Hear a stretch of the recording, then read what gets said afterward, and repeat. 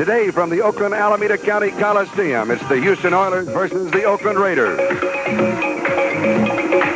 Today's game is brought to you by Dodge with the new 6-passenger Dodge Aries K and new Ram Tough Dodge pickups and vans.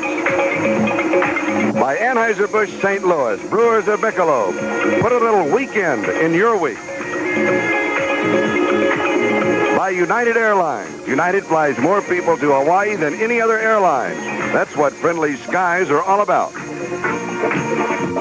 And by new gas-saving Pennzoil. Quality in every extra mile. Ask for it.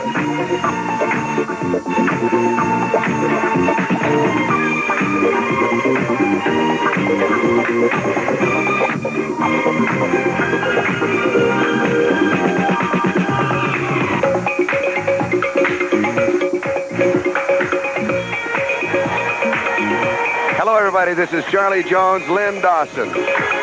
And if Charles Dickens was a sports writer, he would say it is the tale of two cities, Houston and Oakland. And for the winner, it will be the best of times. For the loser, the worst of times. As Chris Farr is kicking off for the Raiders. Carl Roaches and Ronnie Coleman are set for the return. Coleman at the goal line. Ronnie's to the 10, 50, 20, and he returns it near the 25-yard line. Let's look at the offense of the Houston Oilers. They, of course, will be led at quarterback by the Snake, Ken Stabler. Stabler hitting 64.1% on the year. 13 touchdowns, but 28 interceptions. Tim Wilson, one running back. He is there to block for this man, number 34, Earl Campbell. Spotted at the 25-yard line. Houston has the ball. Mike Renfro will be the wide receiver. They'll go with two tight ends. And Earl Campbell gets the call. And he has a quick 4 yards. It'll be second down and 6. Mike Renfro, the wide receiver. Now the tight ends, Mike Barber and Dave Castley. On that last play, there was a fumble, Charlie. They stole the ball from Earl Campbell, and Oakland is getting great field position right after the first play of the game. Mike Davis stole the football from Campbell. Davis is number 36. Taking a look at Campbell, 34, going up the middle of that Oakland defensive line. And the ball is snatched right out from under him. Oakland coming up with it. You can see in the bottom of the pile right there, 36. Davis coming up with the football, the strong safety. First turnover and the first opportunity for the Oakland Raiders at the Houston 28-yard line. The give is to Kenny King. King, formerly with the Houston Oilers. He was drafted number 3 a year ago, but he rushed for only 9 yards. Vernon Perry makes the tackle. The quarterback for the Oakland Raiders is Jim Plunkett, hitting 51.6% on the year. And as a starter, they have won 9 and lost 2. Kenny King, been bothered by an ankle injury. This is the workhorse, Mark Van Egan. Bob Chandler is the wide receiver having his finest year. No gain on the last play. Cliff Branch, you know, the speedster. Second down and 10. Inside to the 25-yard line is Van Egan. He picks up 3 as Elvin Bethea makes the tackle. So it will be third down and 7. The tight end for the Oakland Raiders is Raymond Chester, and here's an offensive line. And take a look at that offensive line. Number 63, Gene Upshaw, 14-year veteran, has never missed a starting call, either a preseason game, regular season, or postseason game. It's a veteran offensive line for the Oakland Raiders. 5 men in the secondary for the Oilers. Arthur Whittington comes into the offensive set as third down and 7. Check it, that's Ira Matthews that's it.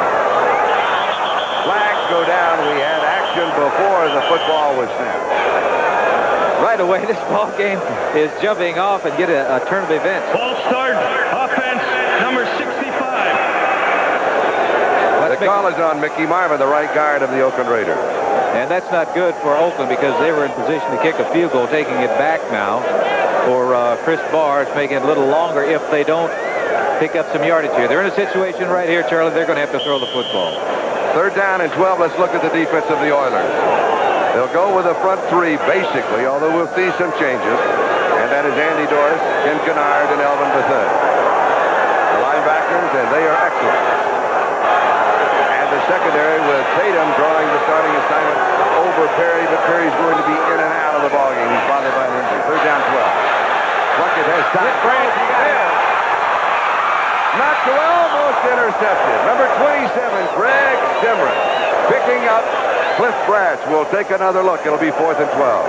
That ball was thrown too late and not far enough, Charlie, because Cliff Branch, the speedster, was cutting from the right side of your screen all the way back to the left, and he did have a step had the ball been there, but Plunkett got nailed just as he threw it. You can see right there that Stemrick made an excellent play, and Branch made an excellent play of stripping that ball out of his arms. He grabbed his arm, make sure he didn't come up with an interception, giving at least Oakland an opportunity to come up with 3 points with a field goal. And it was Andy Doors that was putting the pressure on the passer. 37-yard line, an attempt of 47 yards by Chris Bob. He's got it 47 yards away. And the Oakland Raiders open the score, capitalizing on the turnover and the fumble recovery by Mike Davis. So it is Oakland 3 and Houston nothing. We'll be back with the kickoff. Has been in a bit of a slump, but he's out of it now. He nailed that one right through the middle of the upright. 3 big points for the Oakland Raiders. And there he is, Davis, the strong safety, Mike Davis. He's the man that stripped the ball and picked it up from Earl Campbell, the first play of the game for the Houston Oilers. Bob Nelson was also involved in that play. Now Barr kicks off for the second time in the ballgame. It is high and way short towards the sideline. It goes out of bounds, an automatic 5 yards. We'll bring it back, and this time kick from the 30-yard line. And also, it's going to be a good field position probably for Houston when they receive this kickoff. So as we come back, let's look at the offensive line of the Houston Oilers. And look at number 77, Angelo Fields. He's taking the place of Leon Gray, who's out for the year because he tore an Achilles tendon in his leg. He's a little fella, somewhere in the area, I say area, of 340 to 60 pounds because they don't have a scale big enough to weigh him at their training site. He stands 6'6", and defensive linemen say it's a cab ride just to get around it. Rum Phillips, the head coach of the Houston Oilers, and there he is, Angelo Fields. He's a rookie. This is only his 3rd start. He's taken in the 2nd round of the draft. Played his collegiate ball at Michigan State. He was a defensive player until his senior year. So this is really only the 2nd year that he has been on offense.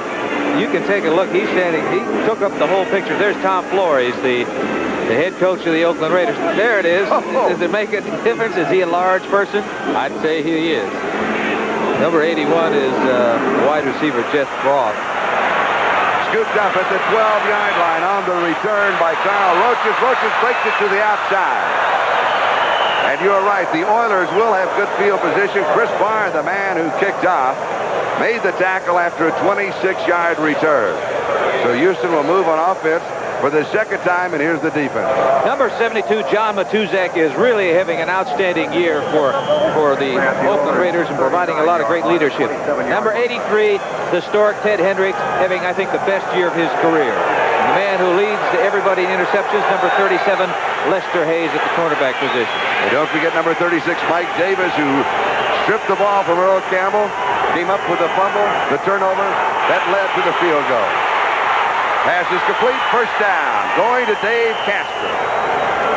Covering 13 yards and the 1st down. Bob Nelson, the linebacker, stops him. It is at the Oakland 49-yard line. Charlie, you said you're going to dance with the one that brought you, and we mentioned about this combination. Look at Stabler. He's looking for number 87, and that is Dave Casper, the Stork. Hit Stabler after he released the football, but 87, Casper, was just looking for that open area between the linebackers. He found the open area. Stabler found him. And Stabler and Casper played together for 6 years with the Oakland Raiders. Here's Earl Campbell. Slips as he makes his turn. He may get a yard, but that will be it as Bob Nelson was there to cut him down, the linebacker number 51. Bob Nelson got penetration and got an arm on his legs, and what you're going to have to do against the Houston Oilers and Earl Campbell, you must get penetration at that line of scrimmage and get back in that secondary or in the backfield and disrupt things. Otherwise, if he gets to the line of scrimmage and through it, you're in a whole lot of trouble defensively because he's going to pick up a lot of yards. 2nd down and 10. Oakland out in front by a score of 3-0. Campbell on the draw. Campbell has 2 yards, and that is it. It will be 3rd down and 8. Again, it is Bob Nelson. He joins Reggie Kinlaw, the middle guard. Kinlaw played his collegiate ball at Oklahoma and has gone against Earl Campbell on the collegiate field, but first time that they have met since they've been in the pros. Taking a look at Stensrud, the defensive lineman for Houston, getting a little work done on the sideline. 5 men in the secondary. Billy White Shoes Johnson is in as a receiver. They give instead on the draw up the middle to Rob Carpenter. And Carpenter is upended after a yard.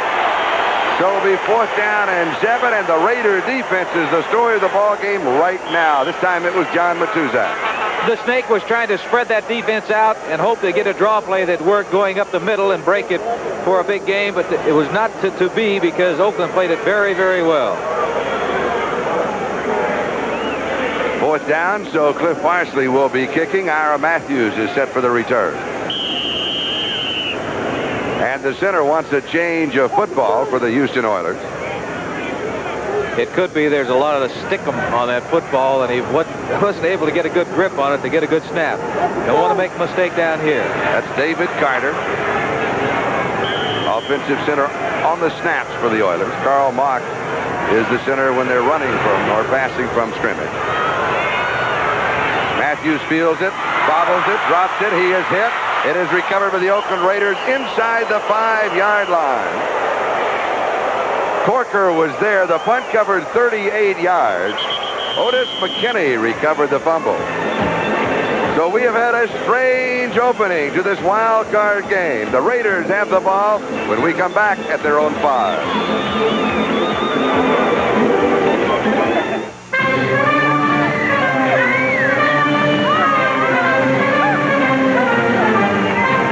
My broker says that with 2 children to put through college, I should start investing in stocks. What does your broker say? Well, Frank, my broker's E.F. Hutton. And E.F. Hutton says...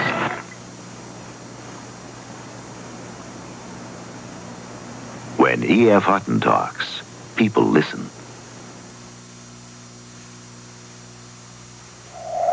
Your next long-distance call. Main man for the Houston Oilers, and so far, Oakland has closed the door on it. Well, Oakland has done a good job so far in this ball game of stopping the running attack of Houston. That's what they have to do. They've got to stop Earl Campbell. They've got to force the Snake to go back and throw because, you know, so far this year, when the Snake has had to really throw the football, they've had a lot of trouble winning the game.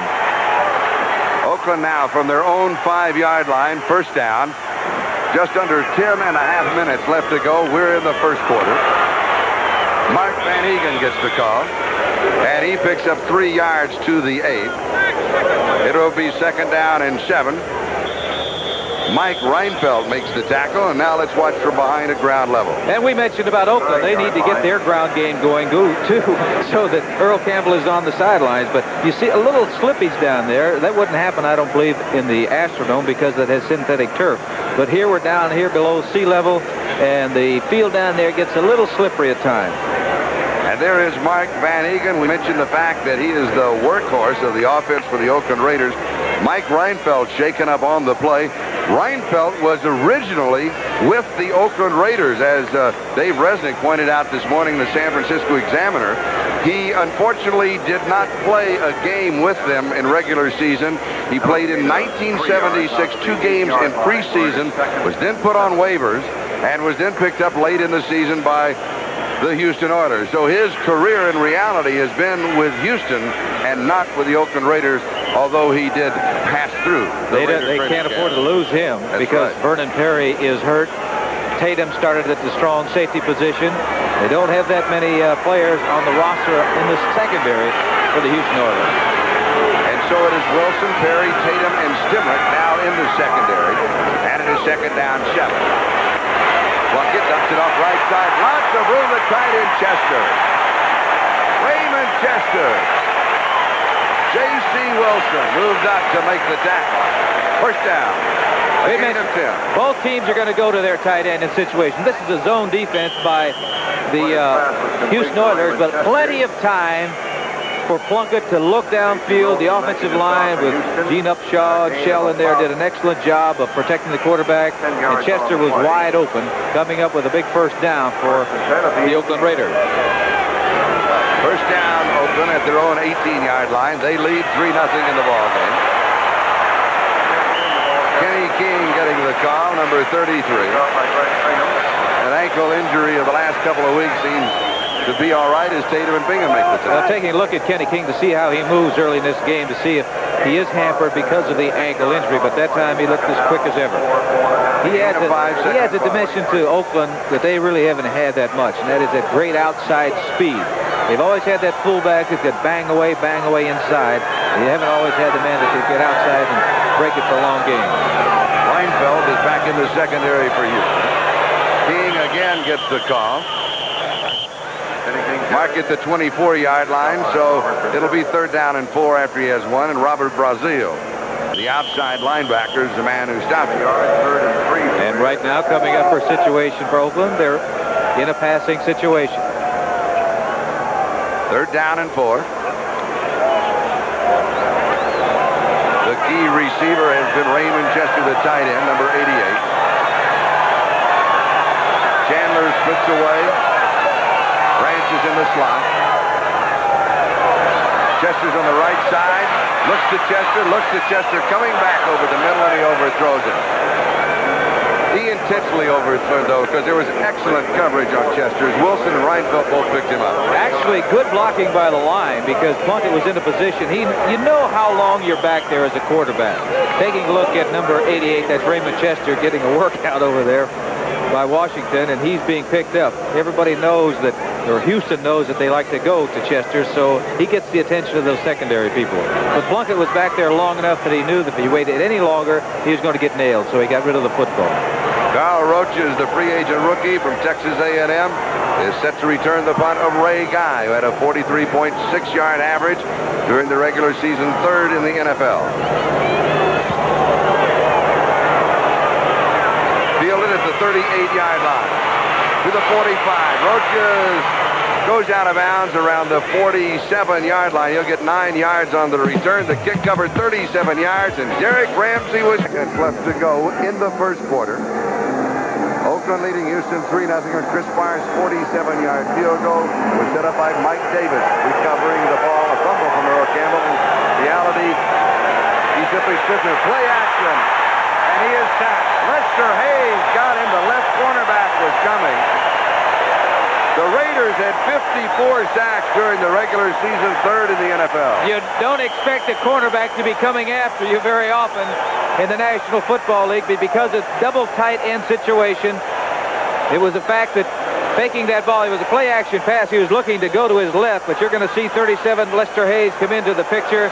No one came in his direction, and his responsibility was out in the flat. Since no one came, he went after Stabler, made a big sack. A loss of 9 on the play. Billy Johnson is in. Stabler to throw, as protection, fires. It's incomplete, 50-yard line. He was going to Mike Barber, the other tight end, and Mike Davis, the strong safety, had the coverage. Offensive line has got to do a job of protecting Kenny Stabler because it takes time for that pattern to develop. We're talking about Fields, number 77. Now, can you imagine what Dave Browning is feeling like? He's giving away at least 100 pounds to that man. And there's no way he's going to grab him and turn him. The only thing that he can do is try to beat him on quickness. 3rd down, 19. Stabler has completed 1 of 2. Oakland now with 5 in the secondary. They'll come with a 4-man rush. This one is dropped off to Rob Carpenter. Slips a tackle at the 40, 45, and then out of bounds. He goes out at the 48-yard line. That's where they started. So it'll be 4th down and 10. Ted Hendricks got it. So far, Oakland's defensive unit really is doing a good job against Houston. They have not permitted Houston to get into the type of game that they like to play offensively, and that is giving the ball to number 34, Earl Campbell. Completely disrupts Houston's game if you can't get the ball to Campbell and have him pick up 3 and 4 and 5 yards of crack. Cliff Parsley to kick. Ira Matthews is set for the return. The last 2 times, too, Houston had excellent field position. Came away with nothing. Good kick. Matthews takes it 7-yard line. Has a block. 15. Flag is down, and Matthews goes down as he is hit by John Corker, number 57, the rookie from Oklahoma State. 45 yards on the kick, an 8-yard return. Tim Smith was also there on the coverage. They're going to go back, Charlie. That was a John clip Corker stopped the on run Oakland. back. They're going to have terrible field position. After he had run it back about 6 yards. Chuck Eberling is the referee.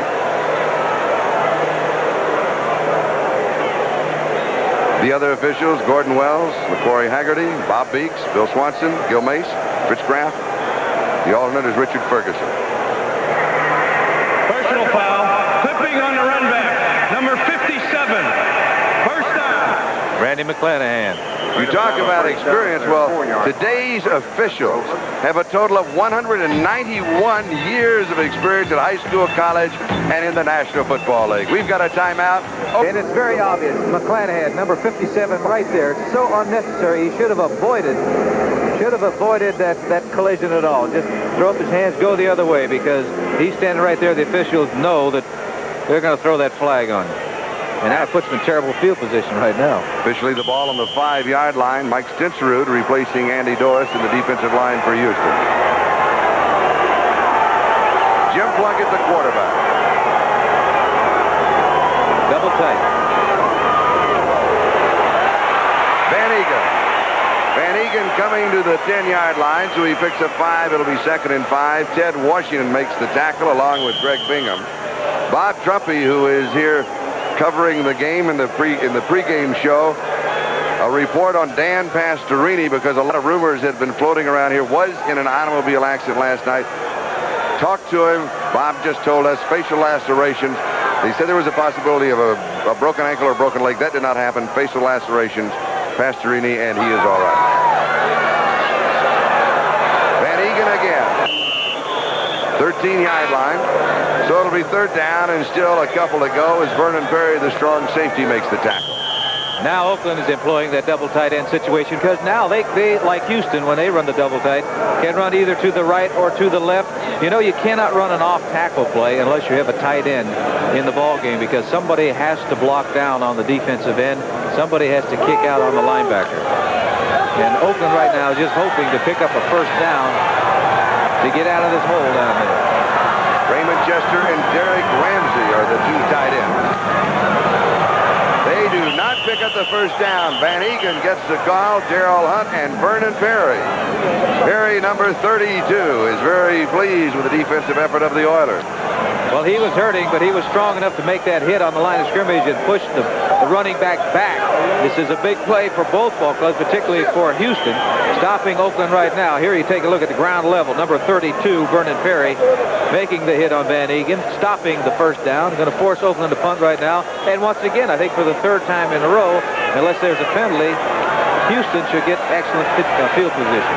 Ray Guy will be kicking to Kyle Roaches. As you can see, he's at the Houston 44-yard line.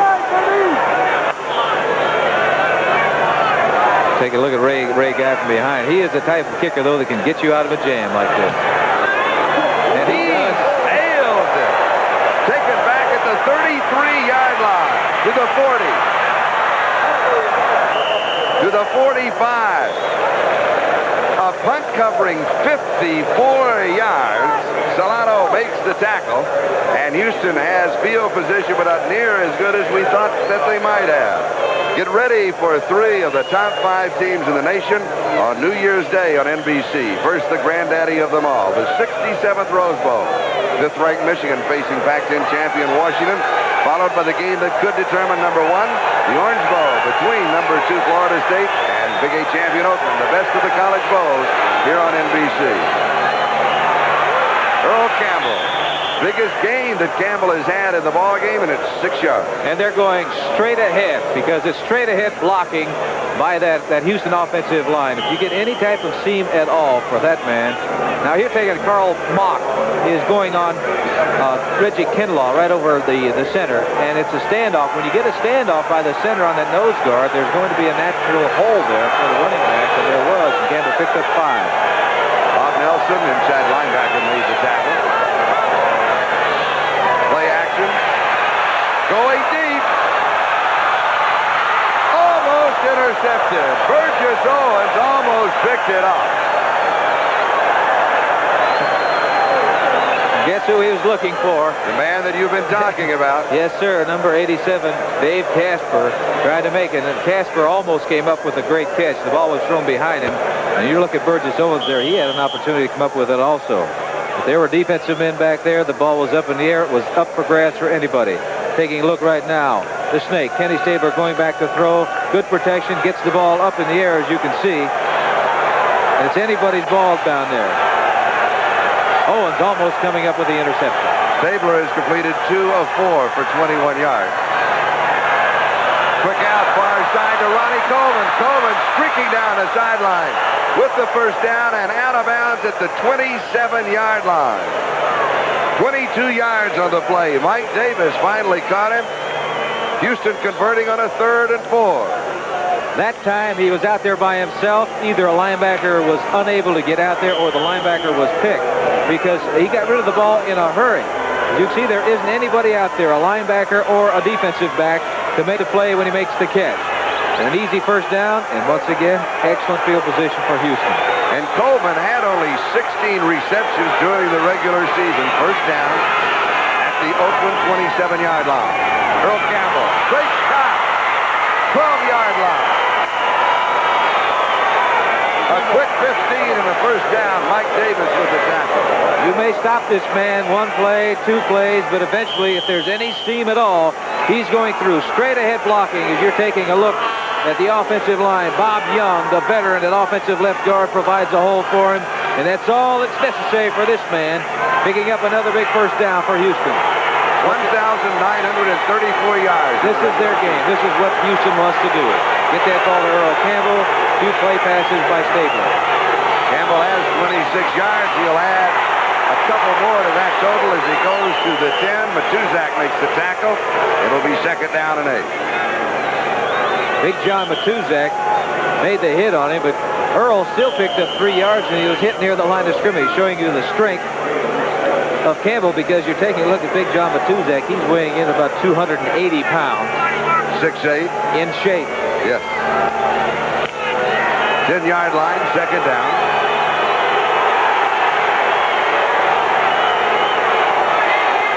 John Matuzak's really having an outstanding year. Campbell slipping 2 tackles, fighting his way to the 6-yard line. And he got the 4 yards on his own, taking Raider players with him. Mike Davis finally hauled him down. Earl Campbell was nailed at the line of scrimmage once again by Matuzak. He hit him at the line of scrimmage, just showing the great strength and the agility of Earl Campbell. Most backs would have been down right there. But it was and I think that Bob Nelson right there, 51, bounces off of it. He didn't wrap his arms around him, but how are you going to wrap your arms around that, man? Take a look at the thigh, his leg. It'll be 3rd down and 3.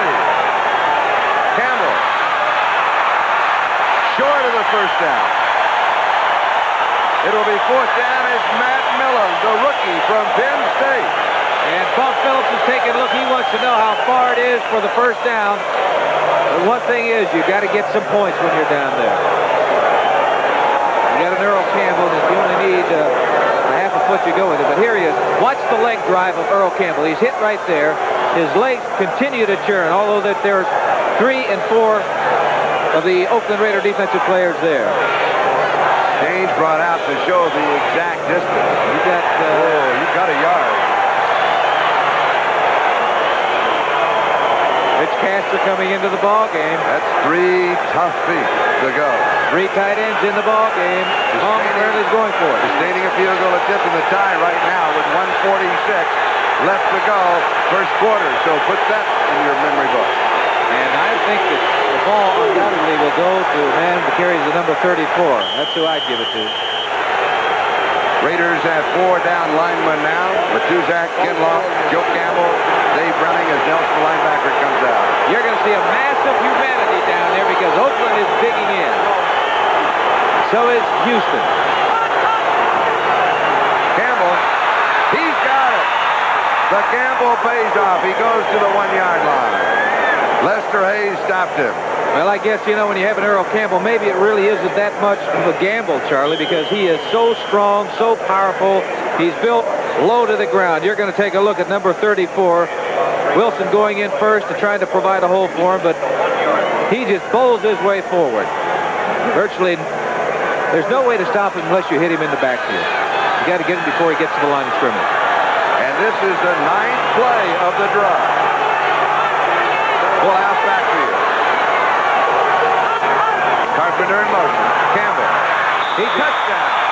Houston has the lead. 55 yards on the drive, 9 plays. And it's Houston's type of offense. Get that ball to Earl Campbell, run him straight ahead, let him find his own hole. The gap in there, he did at that time. The tough yardage situations. Tom Flores knew who was going to get the ball. We all knew who was going to get the football. That's one thing, but how do you stop Earl Campbell? The only way you can stop, as I said, you must get penetration by that defensive line to get them in the backfield. Here it is. 45, Wilson is his blocking mate. He provides a hit there. Casper, 87, is fighting and scratching to help him get into the end zone. So is Rob Carpenter with a good block. Said there'd be a massive humanity down there. There was, but emerging from it all, number 34, Earl Campbell. The drive covered in time, 3 minutes and 55 seconds. Nielsen is holding. And we have 45 seconds left to go. Injured player with a timeout on the field. And there is Earl Campbell. 13 touchdowns, all rushing during the regular season.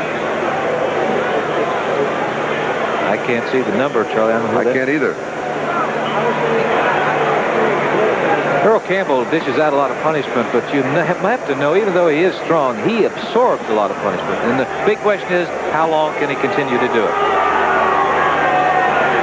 Angelo Fields, the man that we have been talking about, the starting offensive left tackle replacing Leon Gray, is the injured player. Today's telecast, presented by authority of the National Football League, intended for the private use of our audience, and the rebroadcast or the use of this telecast without the express written consent of the Oakland Raiders and the National Football League is prohibited. If they have to carry him off the field, Charlie, how are they going to do it? That would be tough. 300 games, had a slip disc, had a back problem. Tony Fritsch to attempt the point after. Gifford Nielsen to hold. 45 seconds left to go first quarter. Oilers leading for the first time. Flag is down. Oakland is offside. The extra point attempt was wide. I believe it was Oakland, though. It looked like the man rushing from the left. Dwayne Osteen, I believe. Left side was jumped the gun. Costly penalty. What is he? I hope that Tony's not checking the wind, not from that angle. Defensive left end. That was the rush man. That was the man who was going to rush and try to block the kick. You don't send both of them. We can see right there, he is offside. Number 35, Dwayne Osteen. It is collegiate ball not far from here at San Jose State. What you try to do at that position, you try to time it, because in order to block it, the kick is going to be off in about 1.3 or 1.4 seconds. So that means it doesn't have a great deal of time to get back there and block it. So if you have to time it exactly right to go around to the outside. He was just trying to get the jump.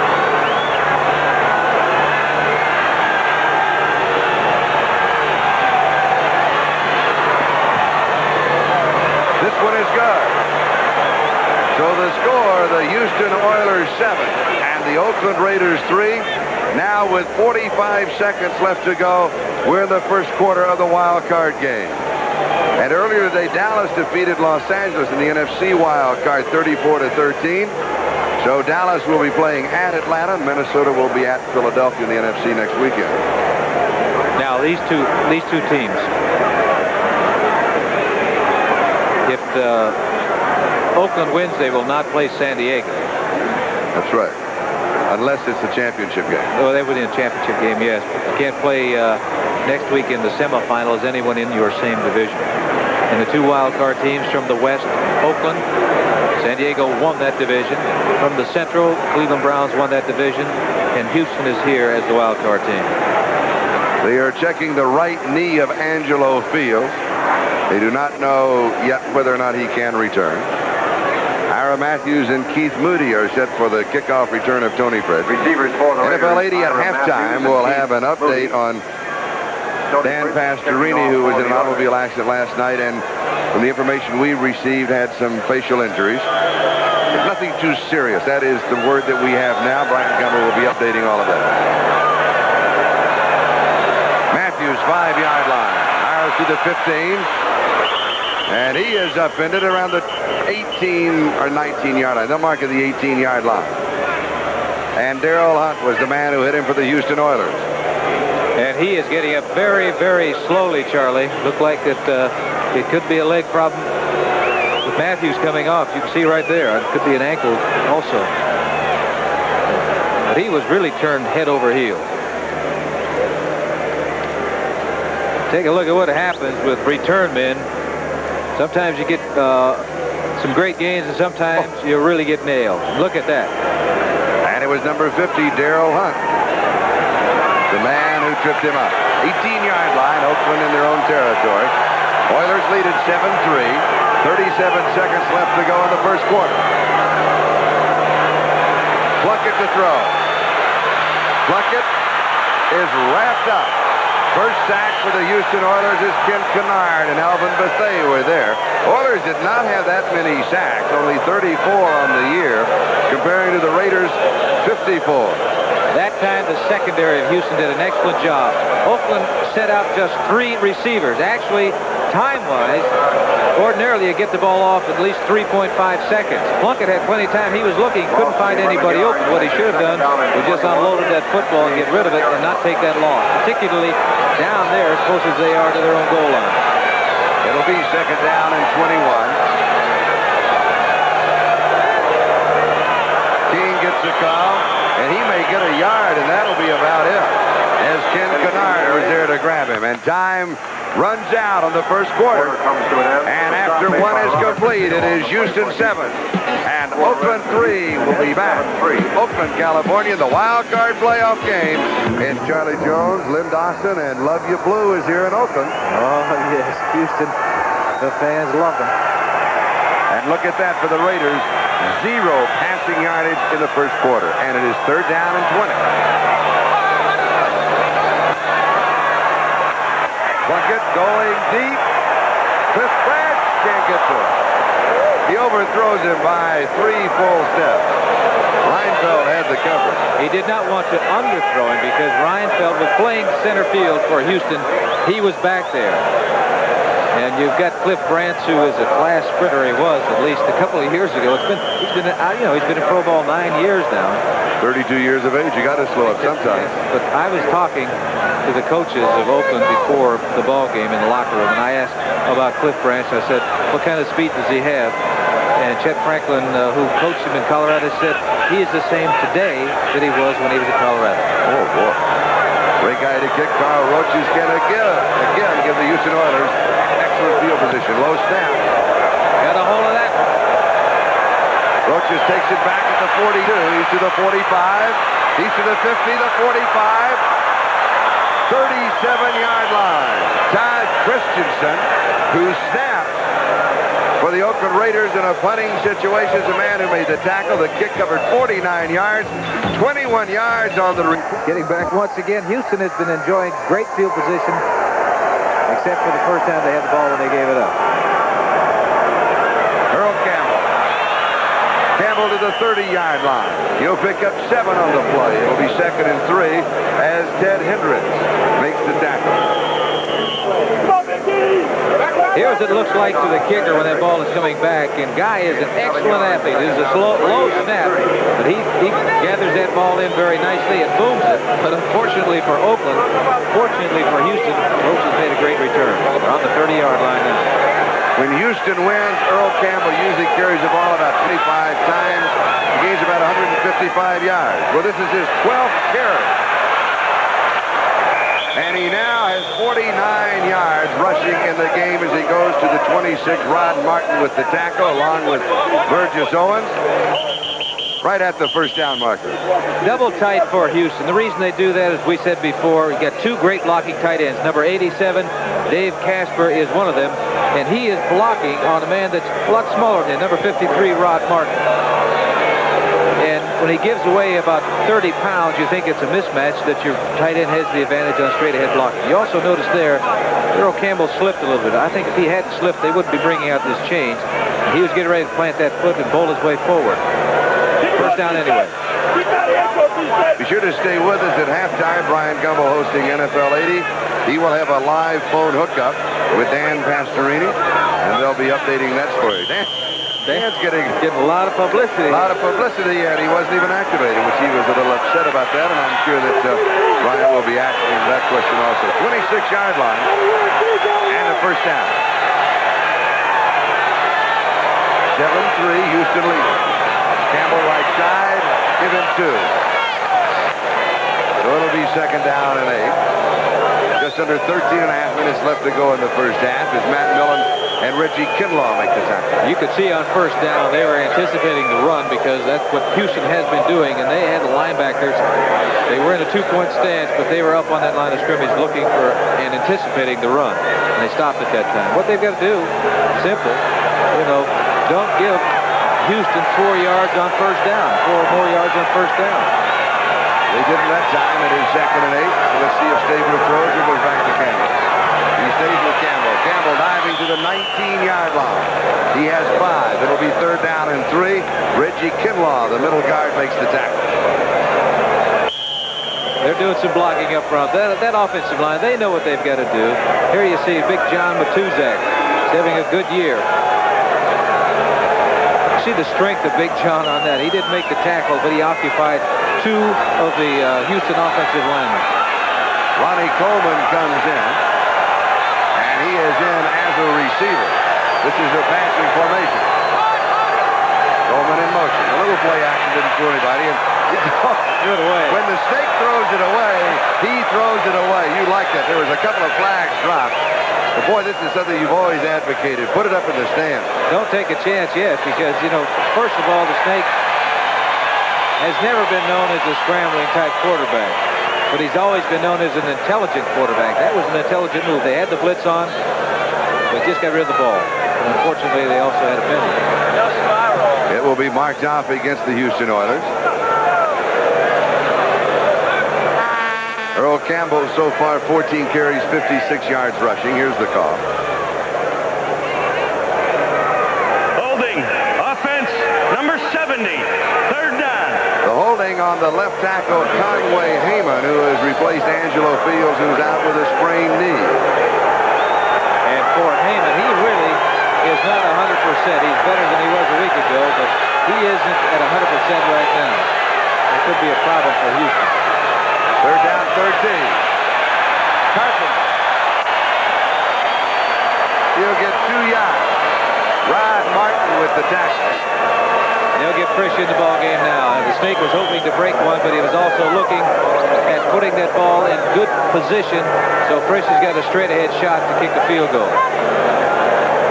Frisch has hit his last 4 straight. 19 of 24 during the regular season. Well within his range, but he has been bothered by a back problem and a leg problem the last couple of weeks. In fact, the Oilers are also carrying Chester Marco as a field goal kicker. 45-yard attempt. Does not make it from 45 yards away. Look at Tony. He thought he had it made, but it did not go far enough. He punched that ball. It would have been if he got enough distance on it because it was right in the middle of the goalpost. From 45 yards out, he comes up, maybe a foot, 2 feet short. That's about it. You take a look at the kick there. Not much of a follow-through by Frisch, but he says it's good. He thinks he has it, yes. Wait a minute. Little do you know, first time they had the football when they recovered the punt. Kenny King. 30-yard line. He has 2. It'll be second down and 8. And all of us at NBC Sports would like to extend our condolences to the family of Judy Lacey. Judy was the cornerstone of our research team for many years at Wimbledon, passing away recently, and we're all going to miss her. Charlie, you mentioned field position. You're absolutely right. Oakland's had terrible. They had the ball on Houston's 28-yard line when they recovered the fumble. Other than that, they were on their own 5, and their own 18-yard line. At least this one, they started out on the 28. Now, second down and 8. 10 minutes and 50 seconds left to go in the first half. King 34-yard line, maybe the 35. It'll be third down and around 3 as Bingham makes the tackle. This is the ball game is a strange feel to it. There's not a dominating factor has not appeared as of this moment. Only on just one occasion. That's when Houston scored and they got the ball to Earl Campbell. They had good field position when they got the football, and he had a couple of good runs, and they took it in, stuffed it right down Oakland's throat, and got in to score. Other than that, nothing really.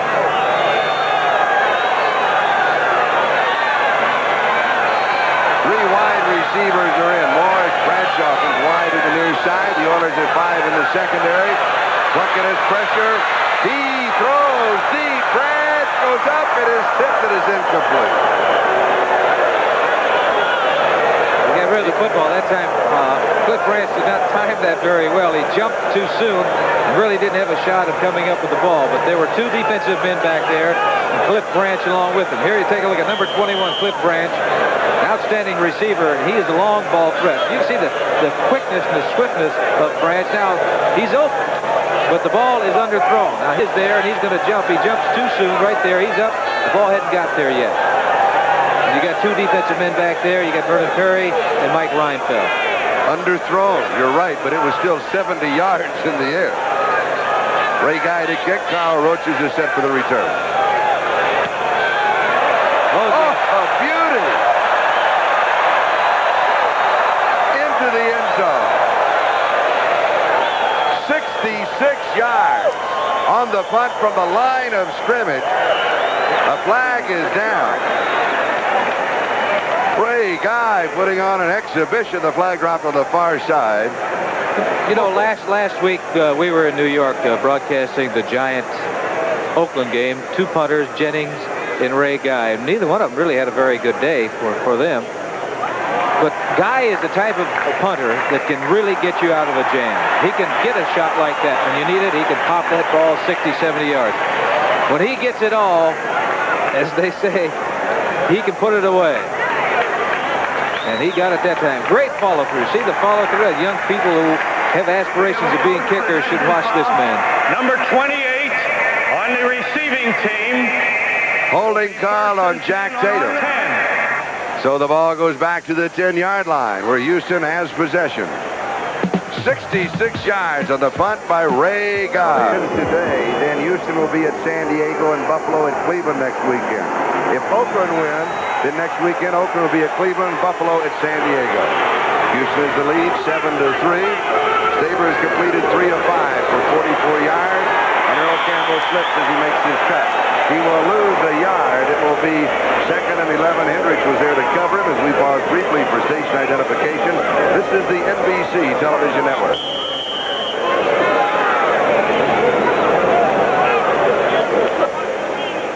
This is KCRA-TV, Channel 3, Sacramento. 5 seconds left to go in the first half. Houston leading Oakland 7-3 in the wild card game. Earl Campbell now has gained 55 yards. Billy Johnson is in as a wide receiver. Campbell goes to the 15-yard line, so he adds 6 more to his total. And it'll be 3rd down and 5 as Reggie Kinlaw makes the tackle. Bob Nelson was also there. You know, Kenny Stabler should have an advantage playing here that generally players or quarterbacks coming in do not have because he played here for so many years. There are certain parts of that field that are wet. In the case, the first down play that you saw where Campbell slipped, he was going to his right and he had to cut by planting his right foot. The second time down that area, he ran him just straight ahead. That's what you have to do. If it's slippery down there, just go straight ahead. Campbell, the remaining back, is stopped. It'll be 4th down. And now the Oakland Raiders can come up with excellent field position. Ted Hendricks makes the tackle.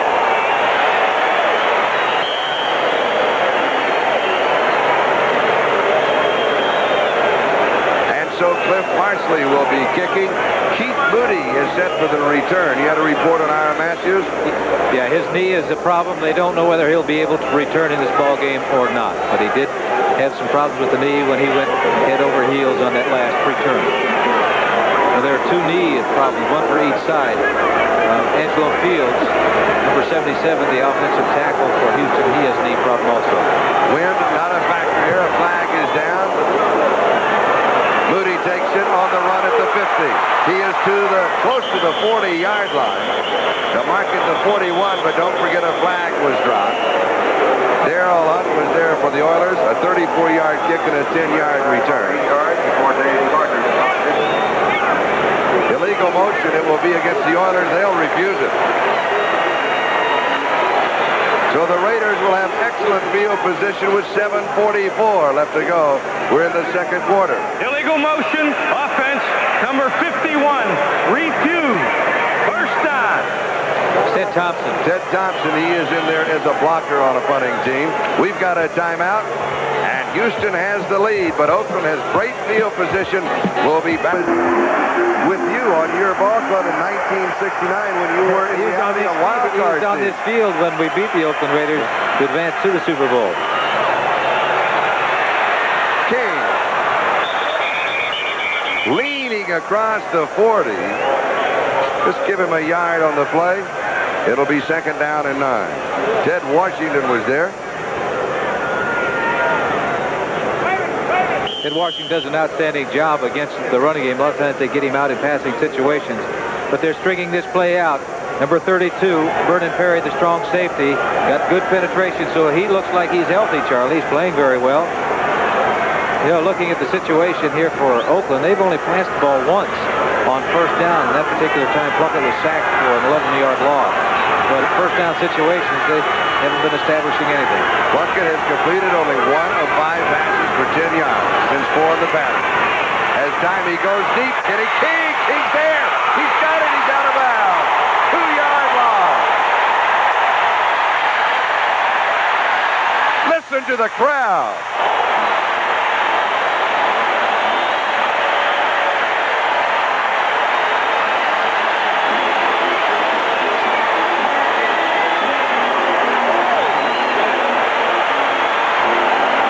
Really shows the quickness of that running back, Kenny King, because he was going from the backfield, and that was a long pass. He was going against Robert Brazil, number 52, who has excellent speed. He turns around, and he has him beaten, makes the catch, and both feet inbound. For the Oakland Raiders now, hey, you talk about field position, this is the field position you love to have, right at the goal line. Jensen and Van Eegen, the 2 running backs. This is Jensen trying the right side. He is stopped at the line of scrimmage, maybe just inside the 2. It'll be second down and goal to go. Darrell Hunt and J.C. Wilson make the tackle. During the regular season, Kenny King's longest reception was 18 yards, and that one was 37 yards. Well, you give the offensive line credit because Plunkett had an opportunity to stand back there and wait for that running back to come out of the backfield and run all the way downfield. In order to throw it that long at that situation, the offensive line has to do the job.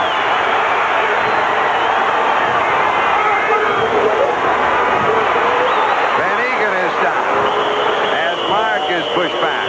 He may get to the 1, but boy, this is just a foot at a time. Greg Bingham, the leading tackler, was the man that was there for the Oilers, and he had a lot of help. Well, he's the man back there that's reading the play. No one generally can get to him to block him. He's filling the hole now. He's making sure that the back does not get into the end zone. But in a goal line situation like this, the linebackers, generally you can't get an offensive lineman out of the line of scrimmage because everybody is so tight in there. So he is roaming free right behind the line of scrimmage.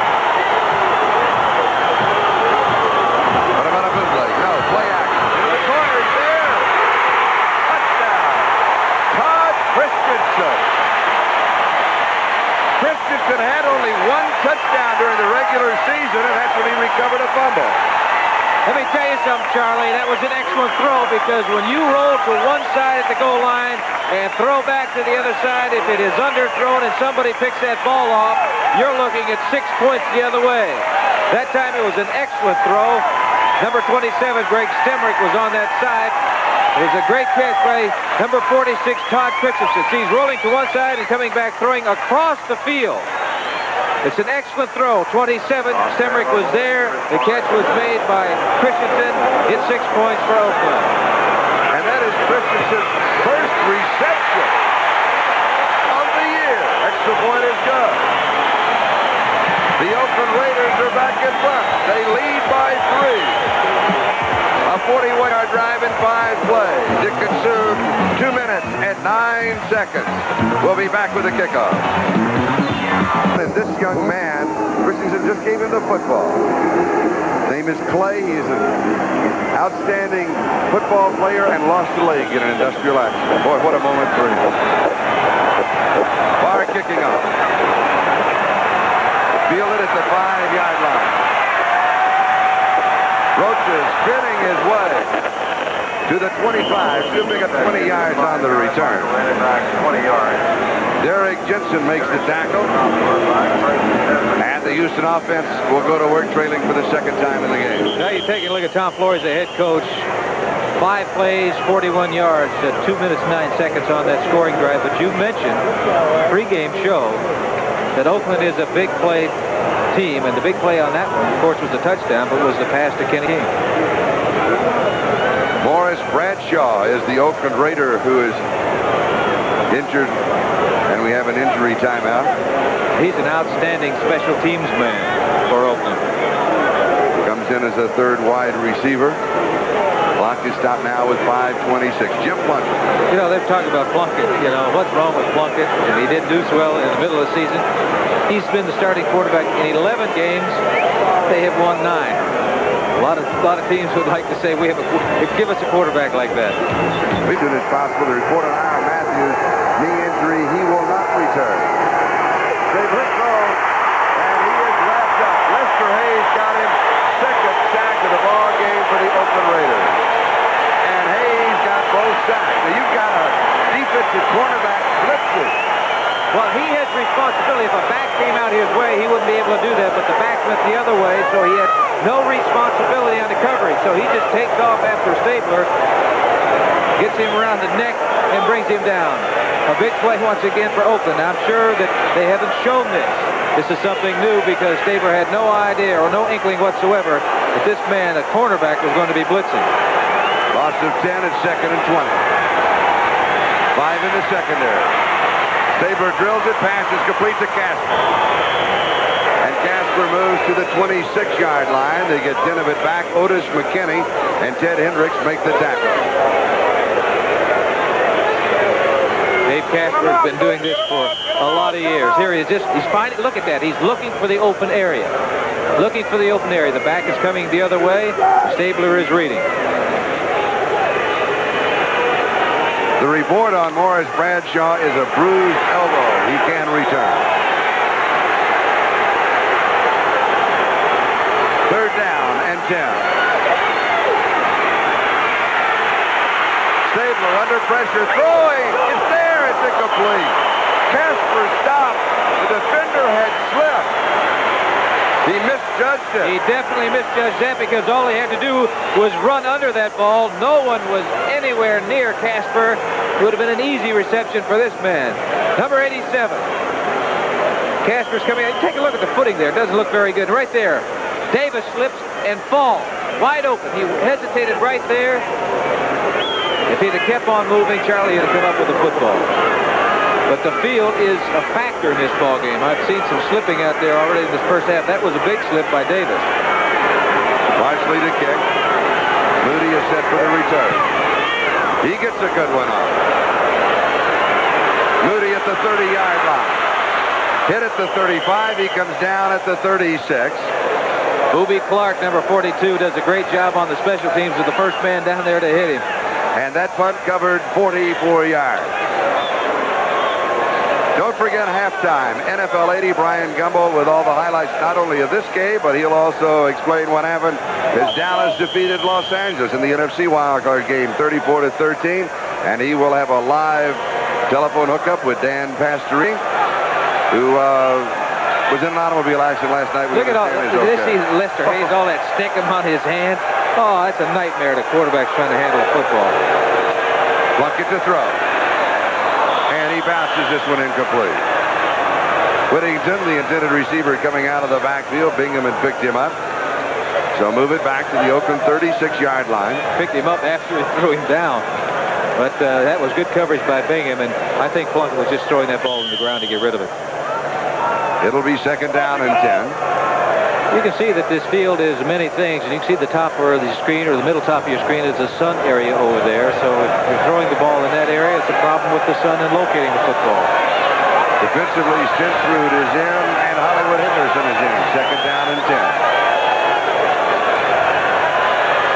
4 on the pattern, out of the backfield, pass is complete. Good open field move by Whittington. First down. He picks up around 20 yards, make it 19 officially.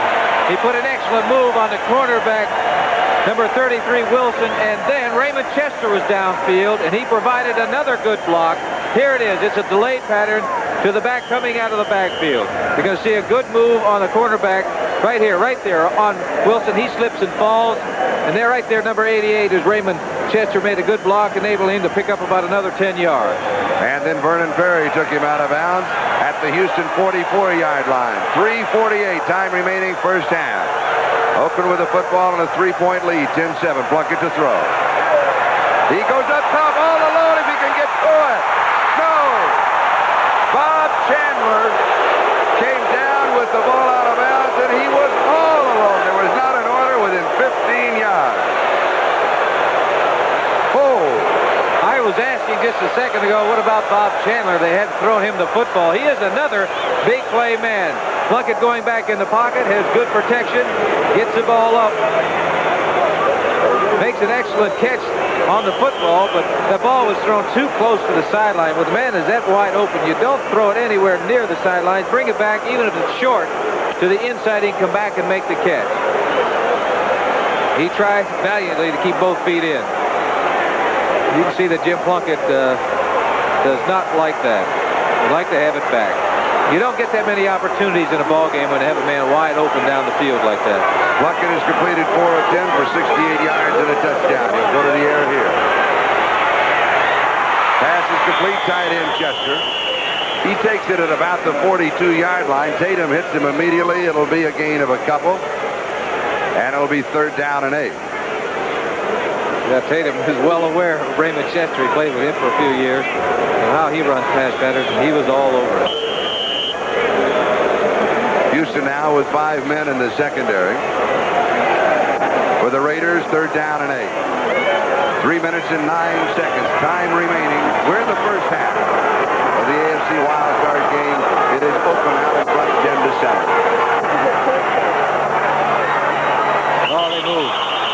Oakland move. It's going to be a 5-yard penalty. Looked like the left side. As you know, from tackle to tackle, once you go offensively from that 3 or 4 point stance, you cannot move to the ball snap. Ball start. Offense. Number 63. On Gene Upshaw. Team's been around too long to know Upshaw. I that. can't believe that. 14 years. He has never missed a starting assignment ever since he put a Raider uniform on. What a great individual he is. Great player he has been. You think he's padded up enough? Look at that. It'll be third down and 13. The penalty taking the ball back to the 47-yard line. Houston territory. Chandler comes wide to the near side. Branches wide to the far side.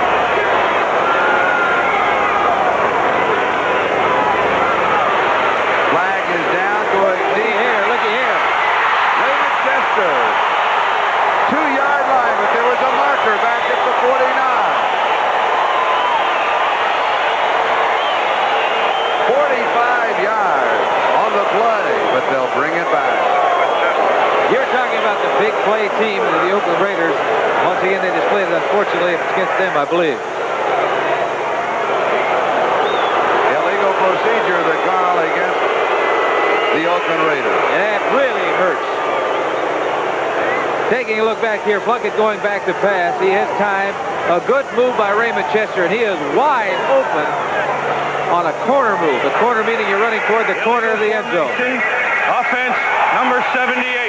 Backing out before the snap. Here it is, 88. Raymond Chester. 33 is J.C. Wilson, the cornerback, and 28 is Jack Tatum. Either one close enough to the big tight end, but they brought the ball back anyway. Number 78, Art Shell. Trying to hunch a little bit. Charlie trying to get back there. Now it's third down and 18 at the Oakland 48-yard line.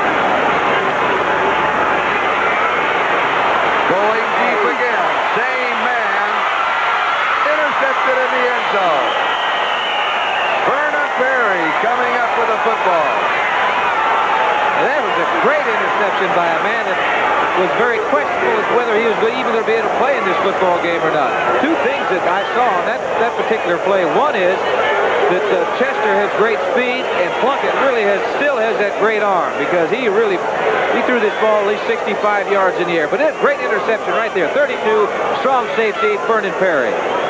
And that is his 5th playoff interception. He had 5 also during the regular season. He's playing with a bruised thigh. We're not even sure if he would start, but start he did. And he has certainly played well. Did he start or Tatum? Tatum started and he came right in immediately. They didn't fool around. Now from the 20-yard line. Carpenter picks up 4 to the Houston 24. It'll be 2nd down and 6. Mike Davis with the tackle.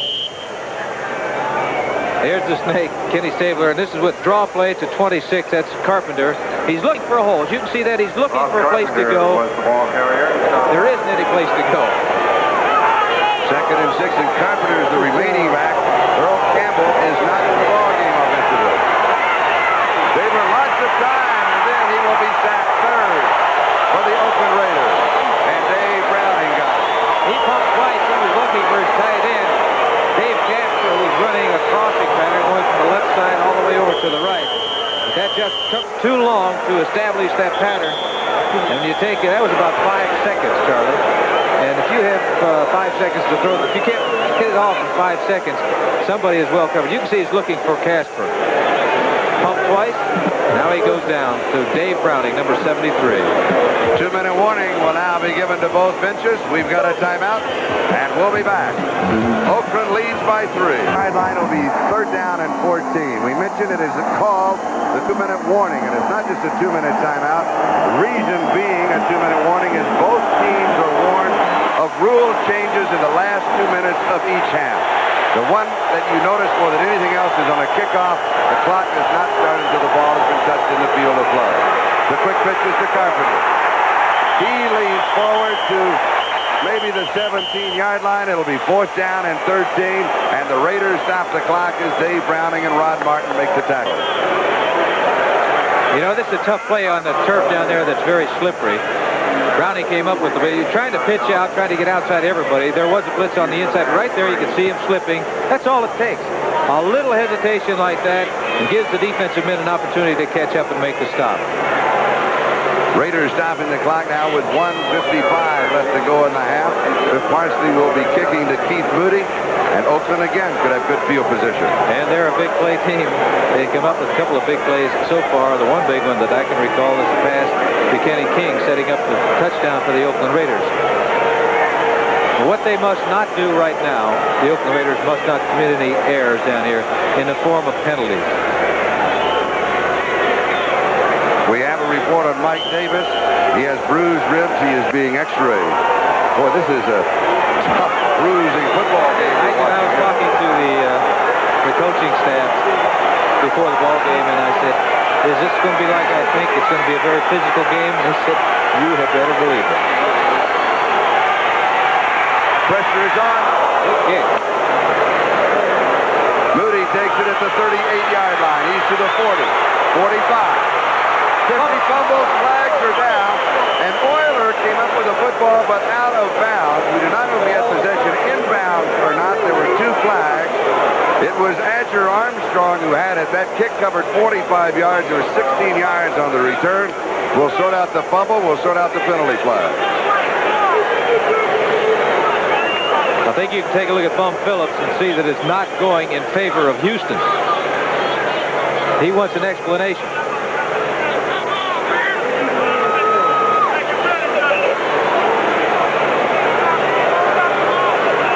He's saying he thought it should be Houston's football, if I'm reading lips correctly. The penalty flags going against Oakland, but they retain possession. Now with Armstrong on a fumble recovery, he has to have possession in the field of play. I don't think that he did, Charlie.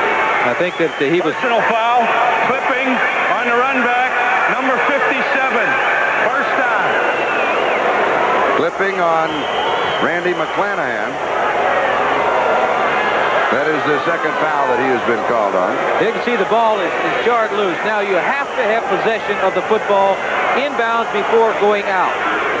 He gets a hold of the ball. Does he have it? No, I don't believe so. No, he did not have possession of the football. It's a good call. Possession defined as having possession of the football to do any act common to the game. Looking to throw is completed 5 of 12 for 70 yards. Incomplete. At the 49-yard line, Chandler went up for it, and Reinfeldt timed the hit perfectly. Chandler, it was a good play by Mike Reinfeldt because Chandler had that football, and Reinfeldt jarred it loose. As you're going to see right here, the ball is there. Great hands by Bob Chandler. He's concentrating on that ball, but there's nothing that he can do about it when you get a shot like that. So Oakland has the ball at their own 32 as you watch again the hit of Reinfeldt. It'll be second down and 10. 1:35. Time remaining first half. Reinfeldt from the University of Wisconsin at Milwaukee on their campus, the first and only NFL player from that college. And he will always be the first and only player because they've dropped football. We've got a timeout. Now here's what happens. If Houston wins, then next weekend on Saturday in NBC, Houston will be at San Diego. On Sunday, Buffalo will be at Cleveland. If Oakland wins, then on Saturday, Buffalo will be at San Diego, and Oakland will be at Cleveland on Sunday.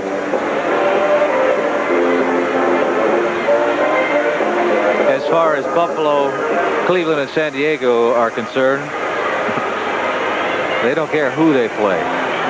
This is what you were talking about in the opening. When you get to this stage, you do not care who you play or where you play. The important thing is that you all play. 5 teams have identical records, 11 and 5. Now, I believe the team that is going to go all the way and win it is a team that really believes that they're the best team. Now, that's just not talking about, because now they've got to go out and prove that they are the best team. This is a new season. And it happens to be sudden death season. It continues if you win, and it's a very short season if you lose. It is Oakland 10 and Houston 7. Oakland scoring first on a 47-yard field goal by Chris Barnes. That was set up Mike Davis, a fumble recovery. Earl Campbell scored from a yard out for Houston. Plunkett to Todd Christensen, a 1-yard pass, a 41-yard drive. That has been the score. Whitting to the ball carrier. Bingham makes the tackle. Oakland is being conservative right now. They had that draw play call, which is a conservative play, hoping that Houston would think they're going to pass and really rush the passer.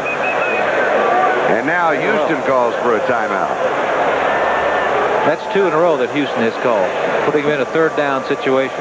I know what Houston would like them to do. They would like to have Oakland throw the ball and have it incomplete to stop the clock. 1 minute and 18 seconds left in the first half.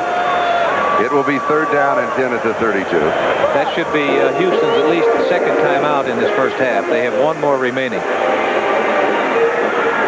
And I believe that Oakland has 1 remaining. Is that correct? We'll double check that.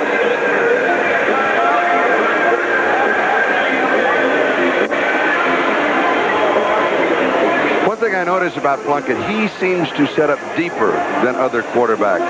Within the 7-8 yard range, most of the time. Oh, the Raiders have 2 left. Okay. Most of the time, he will set up 10 to 12 yards when he's going deep. Well, you get better vision if you're quick enough to get back there. For Kenny Stabler, because of the knee problems, I mean, he is not as quick as other quarterbacks. I mean, that's just a fact.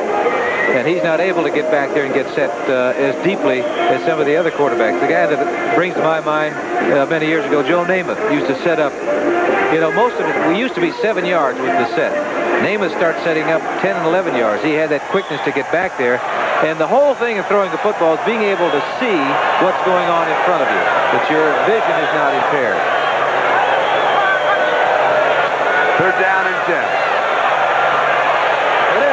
Branch diving for it. It is incomplete, stopping the clock with 1:13.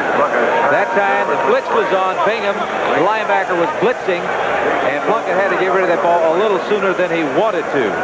And they got their wish. They threw the football. It was incomplete, and it stops the clock with 1:13 remaining. And Houston's going to have another opportunity to score before the half is over. Ray Guy, though, will be kicking, and he has been sailing the ball today. Carl Roaches is set for the return. What a difference a week makes on synthetic turf in New York. He had a terrible day for Ray Guy. Also, it's a very cold day, which makes a difference, too. Temperature here, mid-50s. Wind is not a factor, just a little bit of a breeze. Oh, it's another beauty. It looks like he tried to punish that football. You better pick it up and run with it. One bounce at the 12, to the 20, 25-yard line. That kick covered 56 yards with a 13-yard return. Mario Solano with the tackle. And now Houston has the ball. Clock is stopped on the change of possession. They have 1 minute and 1 second left in the second quarter. You were mentioning something, I don't know whether a lot of people realize or not, but when it's on a cold day, the ball is harder and it doesn't have the spring that it does on a warmer day like this. And it's a good reason why, one of the reasons why Guy is pumping that ball out there a lot further today than he did a week ago. Rob Carpenter is the remaining back. Mike Renfro and Billy Johnson are in as wide receivers. The two tight ends, of course, are in. Stabler throws, pass is complete. It'll be a first down. Rod Martin makes the tackle on Mike Renfro.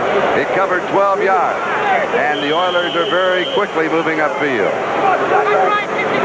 37-yard line, first down. 40 seconds and counting. This one is dropped off to Carpenter, and he simply drops the ball. No, I don't think he wanted it.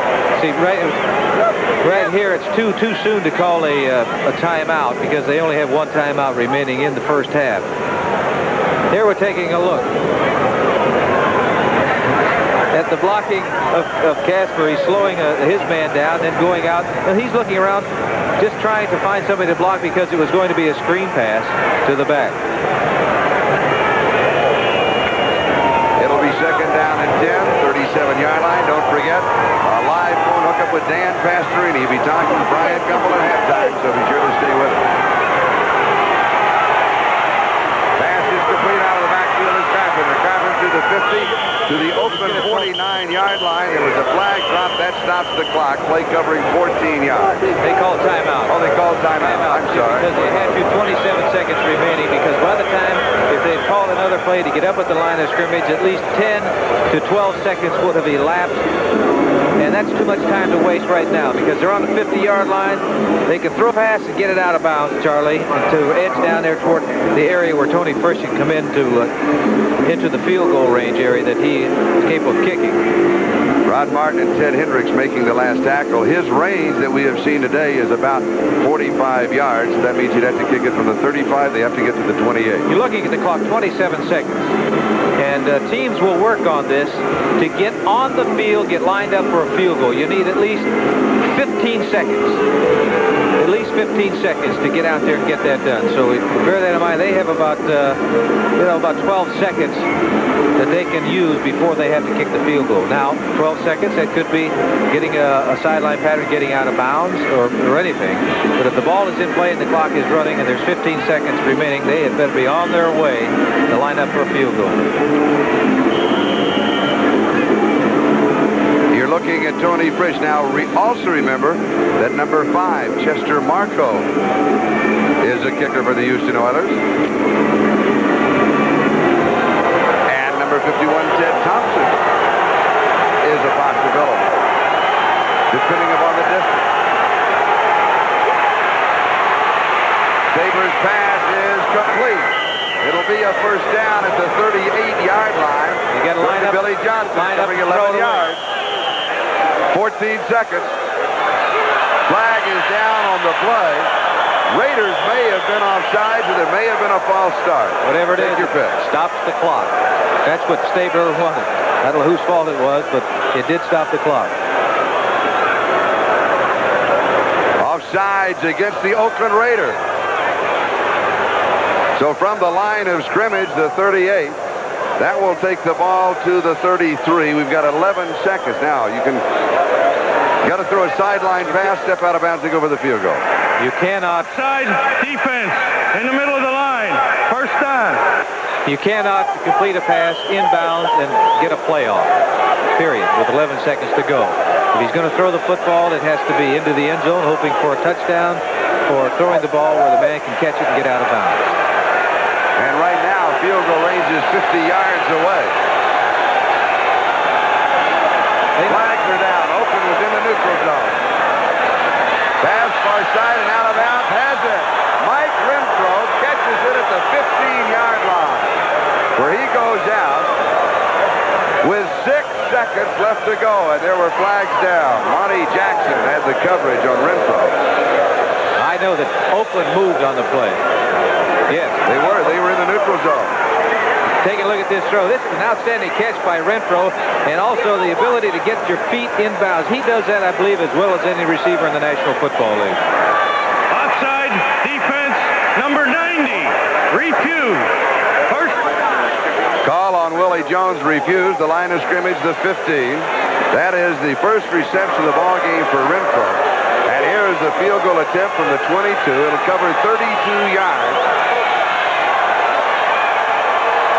Fritz going for the tie at half hour. 6 seconds left to go in the second quarter. Flags are down. I thought I saw Houston move. And the official signal the kick was no good. A false start, number 70 offense. The 2 officials under the goalpost said no, he did not hit it. We have 2 seconds on the clock. That was a first down. He will have another chance, though.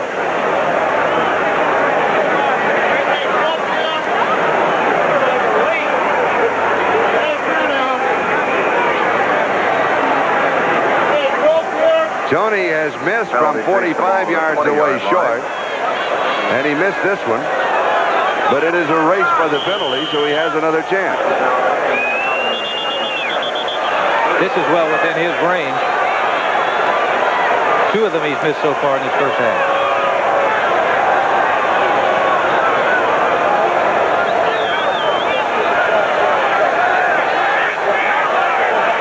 It will be first down and 15 if they accept the penalty, or second down and 10. Ted Henry's coming over to talk to the official. The flag is dropped for some of the discussion that is going on.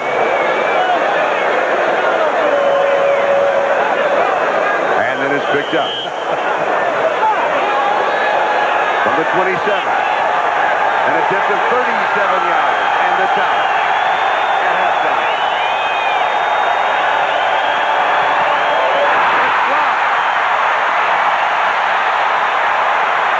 Scramble for the football.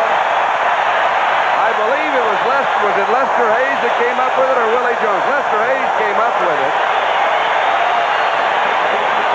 Willie Jones is the man who blocked it. And time runs out. And so does temper. They're very short right now on that field. I'm looking for a real explosive second half. Tony Fritz coming in to kick the ball. He just punches it. It's a low kick. He didn't really get it up in the air. 37, Lester Hayes comes up with it. And at half of the score, you'd say Houston is ahead because they're ahead in practically every category. First downs, total yardage, passing, time of possession. But right now, Oakland enjoys a 3-point lead. And Tony Fritz will kick off for the Oilers. Christensen and Moody are deep, and Keith Moody is on the return to the 20 to 25. Hit at the 38, comes down at the 42, and it was Tim Smith who made the tackle. Big hole there on that occasion, and excellent field position for the Oakland Raiders coming into the second half. That Oakland offense with Jim Plunkett at quarterback. Kenny King and Mark Van Eegen, the running backs. Cliff Branch and Bob Chandler, the wide receivers. Raymond Chester, the tight end. That offensive line, Art Shell, Gene Upshaw, Dave Dalby, Mickey Marvin, and Henry Lawrence. 42-yard line, first down, Oakland, their own territory. Mark Van Eegen gets the call. He goes to the 46. Gain of 4. It'll be second down 6. Robert Brazil makes the tackle. Defensively for Houston, they open with Mike Stinsrud, Ken Kennard, and Elvin Bethea as the starting front 3. Ted Washington, Darrell Hunt, Greg Bingham, and Robert Brazil are the linebackers. J.C. Wilson, Vernon Berry, Mike Reinfeld, and Greg Stemrick in the secondary. Second down and 6. Kenny King. Gain of 3 to the 49. It will be third down and 3, a very conservative opening. Well, I think that they want to establish the running game to keep their defense off the field, because I know what's going to happen when Houston gets that football. They're going to put Mr. Earl Campbell to work. But if they can move that ball and get some more points right now, particularly in the first drive. This is at halftime they come in, you come out at second half, they're all pumped up, they're fired up, the adrenaline is going. And if for Oakland, if they can take some of the starch out of Houston right now, it'll be for their advantage. Will bobble on the exchange from the center. Kenny King gets the call. He does not pick up any yardage. It will be fourth down, and Oakland will be kicking. On that last play, Bingham, number 54, the linebacker, really put a shot on him, but he wasn't able to wrap him. Here it is, 54, the leading tackler for Houston. Avoids all the blocking, makes the hit, but does not make the stop. But fortunately, when you talk about gang tackling, there are 3 other men around there. Number 50, Darrell Hunt, is the man who really put the stopper on King. Ray Guy has been averaging 52.4 yards. He has been booming. He is giving a punting exhibition. And he does it again. And goes to the far side. Then it takes a kick-back bounce. And will be down inside the 10. He kicked that ball end over end, and it still traveled about 50 yards in the air. And for Houston, unfortunately, it hit that turf down there, and that's the difference between the regular turf and synthetic turf. Synthetic turf, generally when the ball hits, it's going to bounce forward. Here, it dug into that turf down there, came up a big break for the Oakland Raiders because they've got them backed up now about the 9-yard line. I expect to put Earl Campbell to work now. He is there. Earl Campbell, Tim Wilson, the running back, stayed with the quarterback. Now, remember, it'll be most of the second quarter that Campbell was not in that offensive set, so he is well rested. He has 5 quick yards to the 14. It'll be second down 5. John Matuzak and Ted Hendricks with the tackle. On first down, you take a look at the linebacking core. They're up there tight. You can see 55 is Matt Millen up there. They're looking for the run on first down. They know they've got to stop it. Even though they're in the linebacking position, they're playing run first. They're bunching up there, hoping to stop Earl Campbell on first down to put Stabler in a passing situation on second down. That was the 18th carry for Campbell. He has 67 yards. This is 19th carry. And he has 1 more yard, and that is it. He runs into a mountain at the 15. Bob Nelson was there. And they stuffed him on that play. You're taking a look at the left side of that offensive line. Conway Heyman, who is in there replacing Angelo Fields, number 77, the big man. We do not expect to see Angelo Fields back in the ball game this afternoon. Angelo Fields out with a sprained knee in the first half. He will not return. Wilson and Campbell come out. Carpenter and Johnson come into the offense. Third down and 4. This is a passing offense. Lots of pressure. Knocked away. Barber, the intended receiver. Otis McKinney, the 5th man in the secondary, went up over the top and knocked it down. And that time Barber should have really raced back toward the football because he gave McKinney an opportunity to knock it away. The ball was up a little high, and the reason for that is because there was a lot of pressure being put on Kenny Stabler, and he's falling back. He had to get rid of the ball. As you can see, Willie Jones, number 90, coming in there, putting the hit on. But right there, up over top, getting a hand on the ball, knocking away from Mike Barber. So Cliff Parsley will be kicking. Keith Moody at the Oakland 40-yard line. Raiders will have good field position. Takes it at the 46 to the 50. A flag went down at the 48-yard line. The punt covered 39 yards. The return 7. But this will go against the Oakland Raiders. So their field position will be wiped out by the penalty flag. Number 35 is Dwayne Osteen, is pleading his case out there. And Hollywood Henderson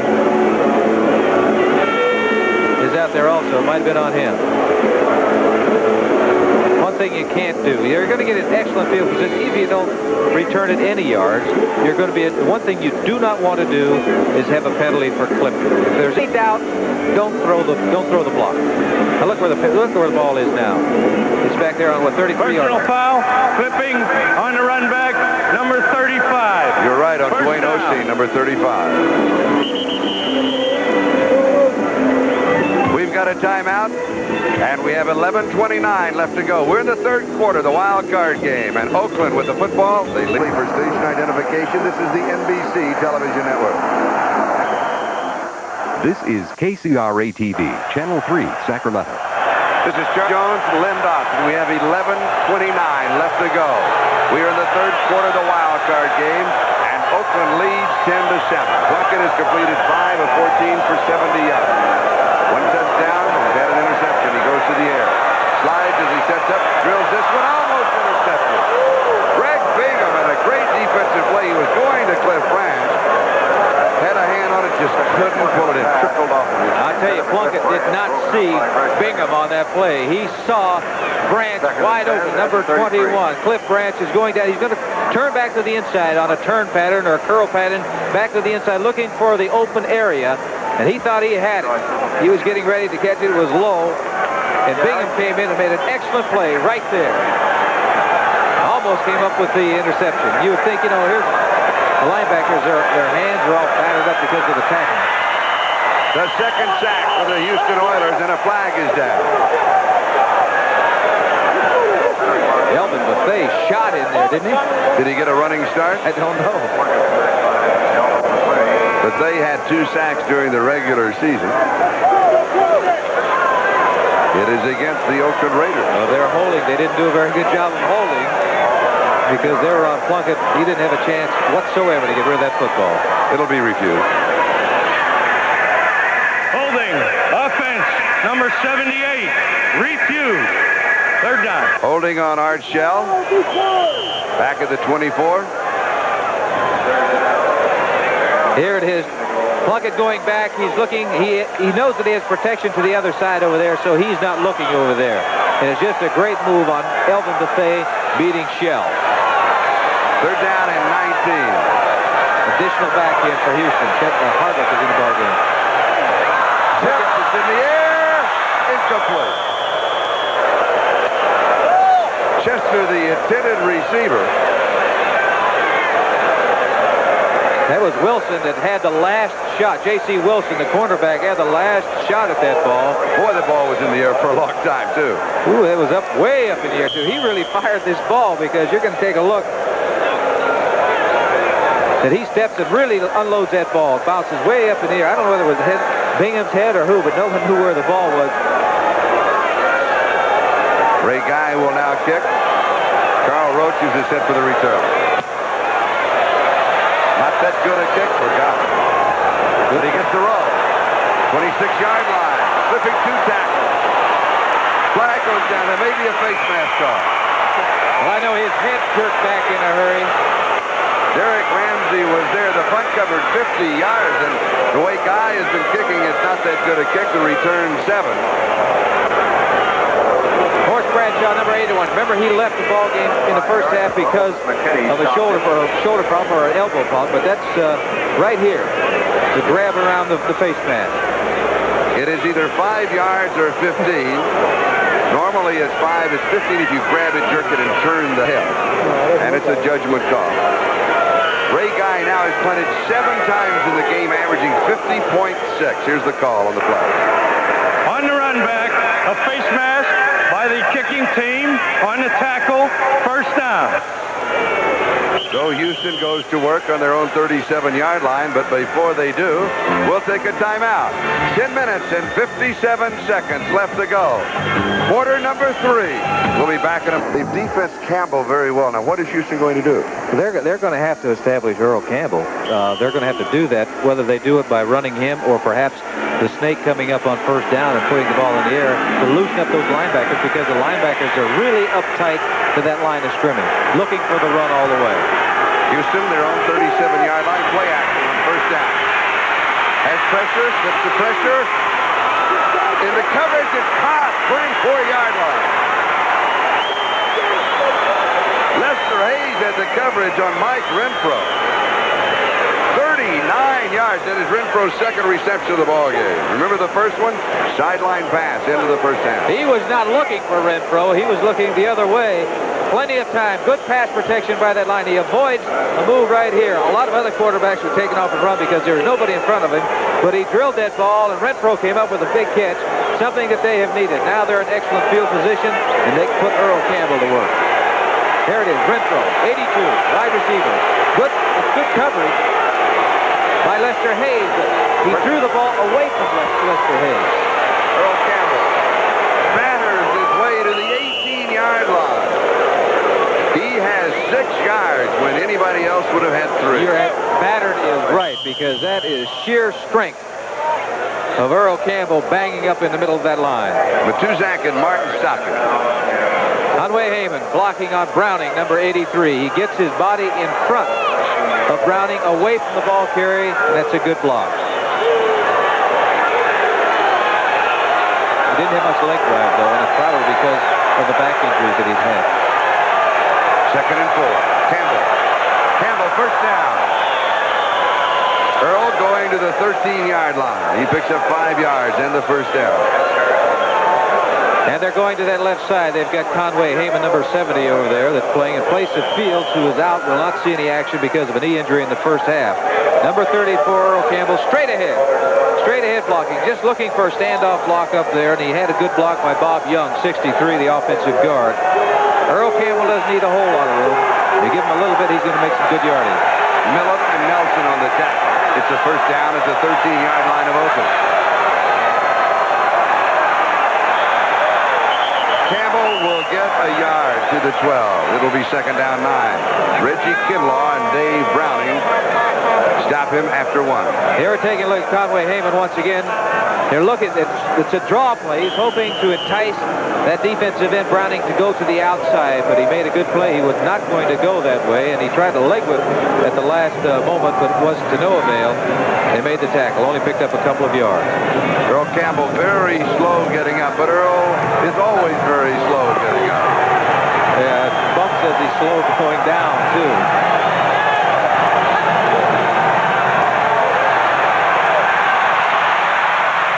Intercepted in the end zone. And out to the 1-yard line, the man in the secondary for the Oakland Raiders is Lester Hayes. Listen to the crowd.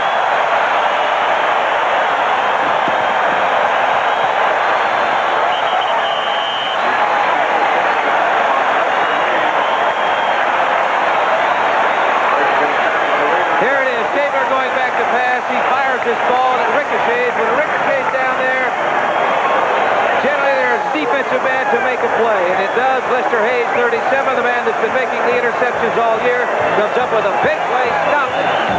A scoring drive by Houston. We'll be back in a moment. When you're searching around for investment ideas, it's easy to lose your bearings. What appears to be a profitable trend can be here today and gone tomorrow.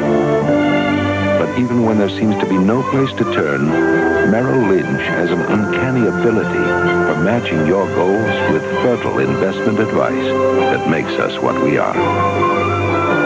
Merrill Lynch, a breed apart. Ring in the holidays. Ring out the year. Sparkling with Andre. Love and good cheer. Take Andre home for the holidays. Andre for the holidays. What's a celebration without Andre champagne to lend sparkle and elegance to your good times? Greet the season and your friends with the best. Andre. For the holidays and all year long.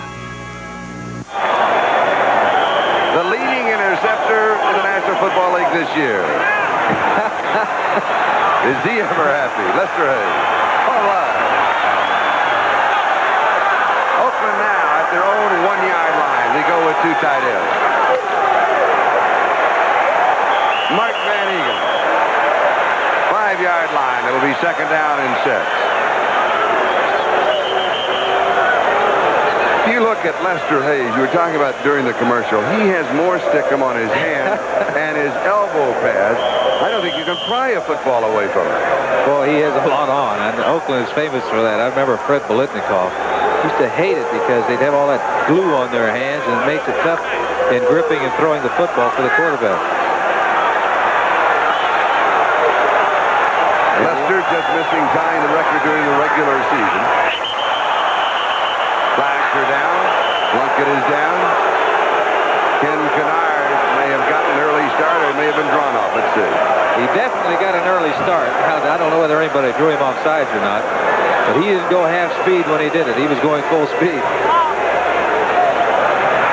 71, defense, encroachment. That will take the ball out to the 10. And that is a big, big play. He's 2nd and 1 rather than 2nd and 6. You betcha. That makes a big difference. Now they've got 2 downs to pick up that first down. Second down. Just under 7.5 minutes left to go in quarter number 3. Oakland with the football, and they lead 10-7.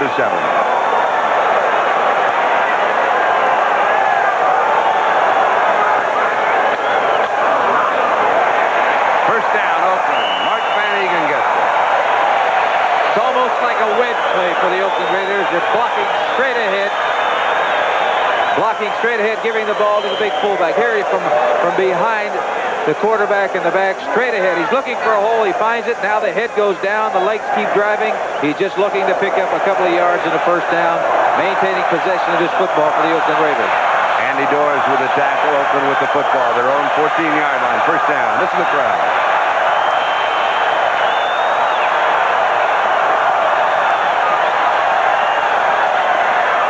Kenny King.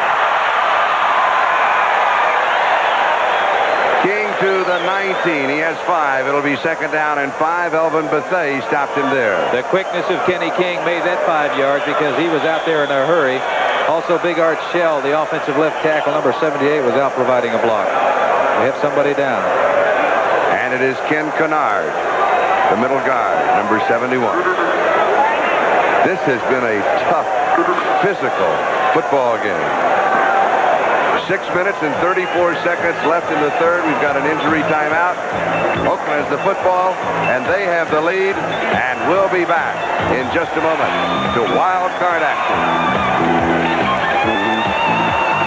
Hey, Tommy, you just get in? Yeah. And you switched to natural light? Nah, it's always been my favorite. Natural light. This is Angelo Fields, the rookie, at 6'6", around 350 pounds, starting left tackle.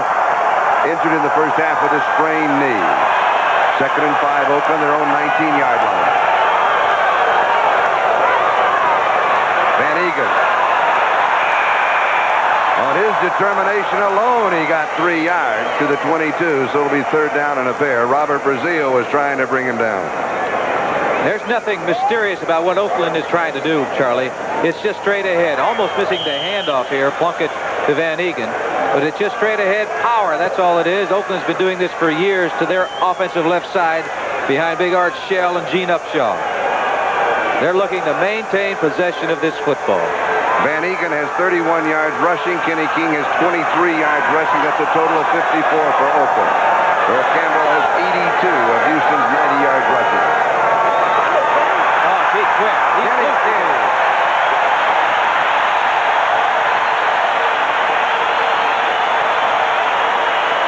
Quickness and speed. No substitute for it. First down. The talk before the ball game, of course, was the fact that Stabler, Casper, and Tatum played with the Oakland Raiders. Well, Kenny King started with the Houston Oilers. As a rookie last year, their number 3 draft choice, he was a fullback. That meant that he played behind Earl Campbell. He had a total of 9 yards rushing. Oakland traded for him. They made him a halfback. Play action. Plunkett misses Chester. Chester had good coverage by Hunt on him, but I think he was initially looking to try to go deep to Cliff Branch, who was running a deep pattern. But he was well covered in the secondary. Plunkett has not had that successful an afternoon when you look at the statistics, but he can go deep and he can hurt you in a hurry. Well, yes, he can. We saw that in the first half. He threw the ball about, I don't know, 65 or 70 yards in the air. About 3 times. And you have a burner like Brandt, that puts a lot of pressure on that secondary. And also a burner like King swinging out as a running back. 2nd and 10 on the draw. This is Derek Jensen. Andrew, nice play by the big defensive lineman on that draw play. They've been talking about Mike Stendrew. Houston really feels that he has really come into his own this year, doing an outstanding job. This is a draw play, hoping to catch them coming, but number 67 has that quickness. Gets a hold of Jensen, throws him down. Now it's 3rd and 10 situation, Charlie. Plunkett's going to have to once again go back and put the ball up in the air. The Oilers going with 4 down linemen. Hartwig is in, 5 men in the secondary. For Oakland, 3 wide receivers. They take Raymond Chester out. They bring Bradshaw in. It's Morris Bradshaw, 3rd down and 10. And the pass is underthrown to Branch. Branch was open, Charlie, and the pressure was the reason that he wasn't able to get that football to him. Houston put the pressure up front where he couldn't see that well. He knew he had to get rid of the football. As you can see that Jim Plunkett is not too happy with that last play. Here it is. This is what a quarterback is looking at. Coming back in the pocket. Now straight up in his face, you're going to see some of the defensive linemen. There it is. Up in the air is number 52, Robert Brazil, and that impairs the quarterback's vision, and he threw a poor pass to Branch. Had he been able to see Branch all the way and had an alley to throw in, he'd have been able to get the ball to him. And time again, Ray Guy has punted the ball. And he alone, and he does it again, he alone has kept the Oilers with their backs to their own goal line. Roach is on the return. He's in big trouble at the 50. A punt of 56 yards and a flag comes down. Derek Ramsey with the tackle. Ray Guy has had an afternoon. Not only does he kick the ball far, but today, more importantly, according to the coaches, he got that great height. So it gives the team, the kicking team, an opportunity to get down under that ball. Clipping against Houston. I saw Boobie Clark. It looked like he clipped, and it was really unnecessary if it's the one that, at least from the angle that I'm looking at.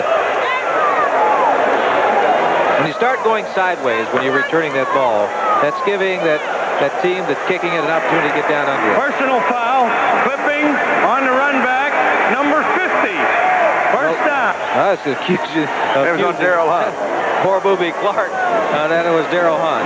Regardless, they're backed up against the goal line.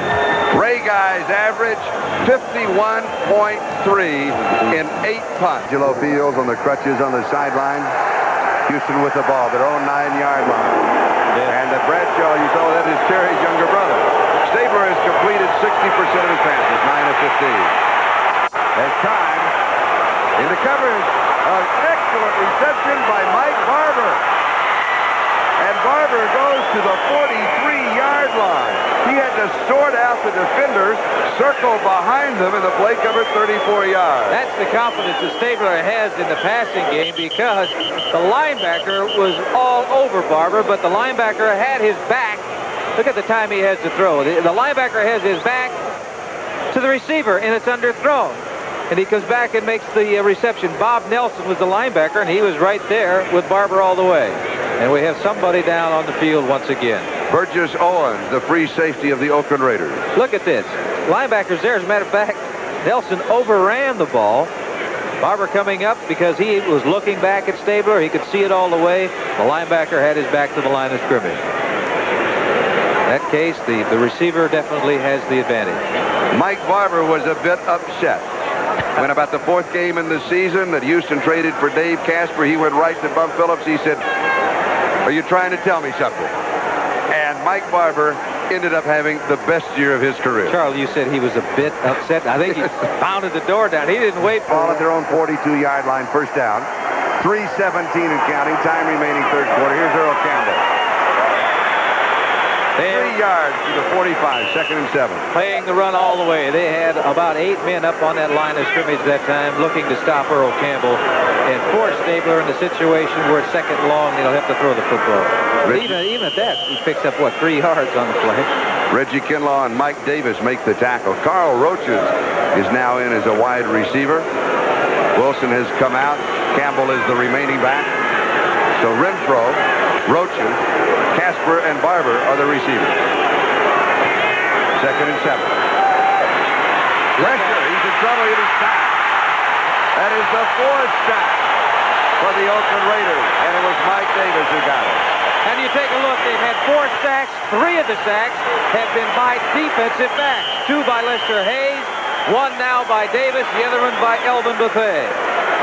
No. Let me just make it. The other one by Dave Brown. That's right. Yeah. Just want to make that correction. That is as many times as this man has been sacked in one ball game this year. Oh, that's a big play. Takes it back to the 33. Loss of 12. Elvin Bethea sacked his own man. Hey, that's a trick. I wanted to get that one. I knew you'd like that. 3rd and 19. Pulled down by Mike Barber. 44-yard line. Gain of 11. So it will be 4th down. And still around 8 to go as Otis McKinney makes the tackle. This is the crowd reacting to the defense of the Oakland Raiders.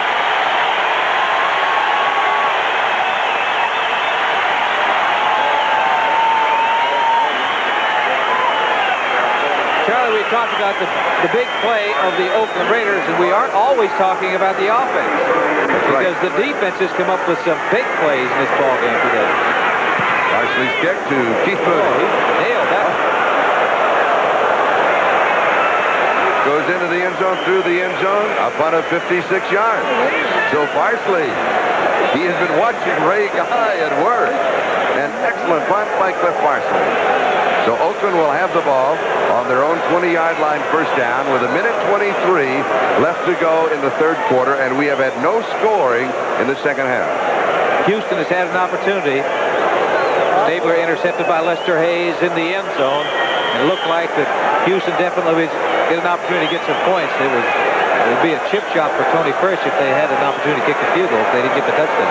You look at the statistics and you look at what is happening, you figure that Houston is winning, and yet Oakland is down in front. I mean, it has a strange feel to this ball game. That's why they call it the wild card, because that's what it has been. Gain of a yard by Arthur Whittington. I get the feeling that something is going to happen. Yeah. Something's going to explode out there, and we're going to have a big play by one of the 2 teams. Yes, at any moment. And it may be looking too far ahead. We still have a minute to go here in all of the 4th quarter. But overtime is not beyond a possibility. 2nd and 9. 2nd back through. Whittington to the 23.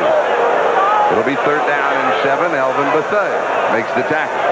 And now Plunkett will throw deep. That's right. He's trying to establish a running game, get something going. Wasn't able to do that. Now he's going to be in a situation where he's going to have to throw the ball or draw or screen, which is the passing situation. Houston knows that. They're making changes, bringing in some additional people, including Jack Tatum, the leading interceptor for the Houston Oilers. He's in the ball game. Right. He had 7 during the regular season. That is the high in his career. Kenny King is back into the offensive backfield, 3rd down and 7. He's an excellent receiver. Chandler shows motion, both backs in the block, and one swings out in the left flat. Going deep to Branch. He has the 45-yard line of Houston. Cliff Branch.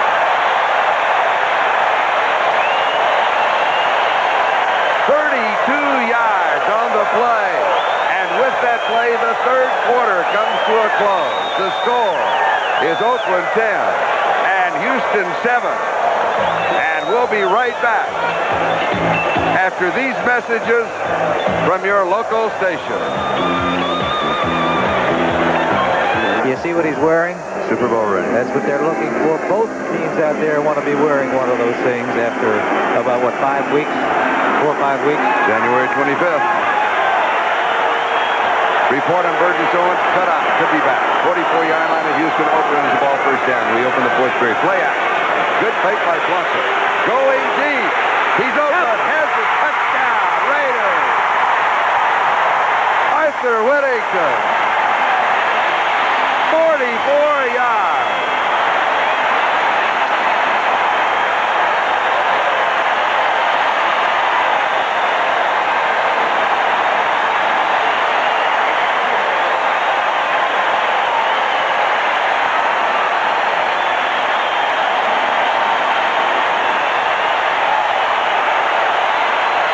Play pass to Whittington. Credit that offensive line of protection. Van Egan stays back. An excellent throw by Plunkett.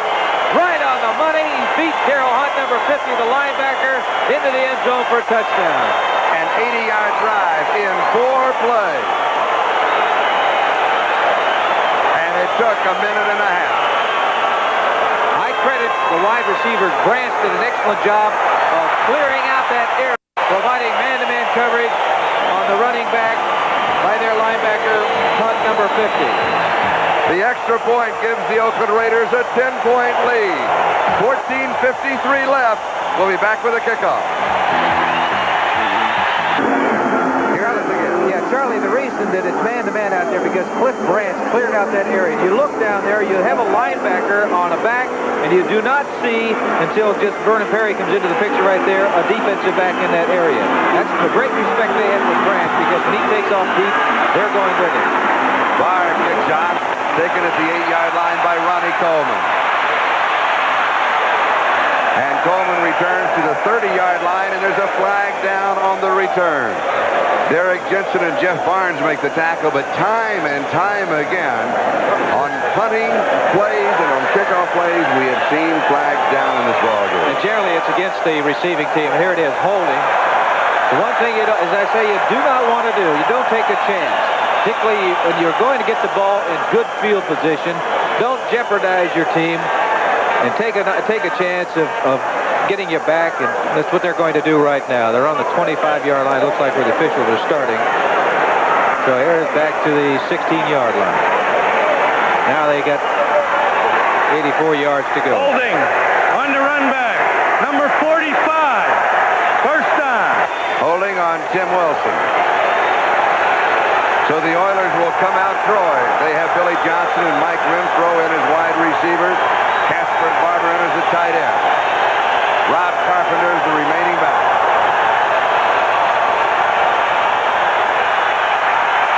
Pressure. And it is Mike Davis, the strong safety.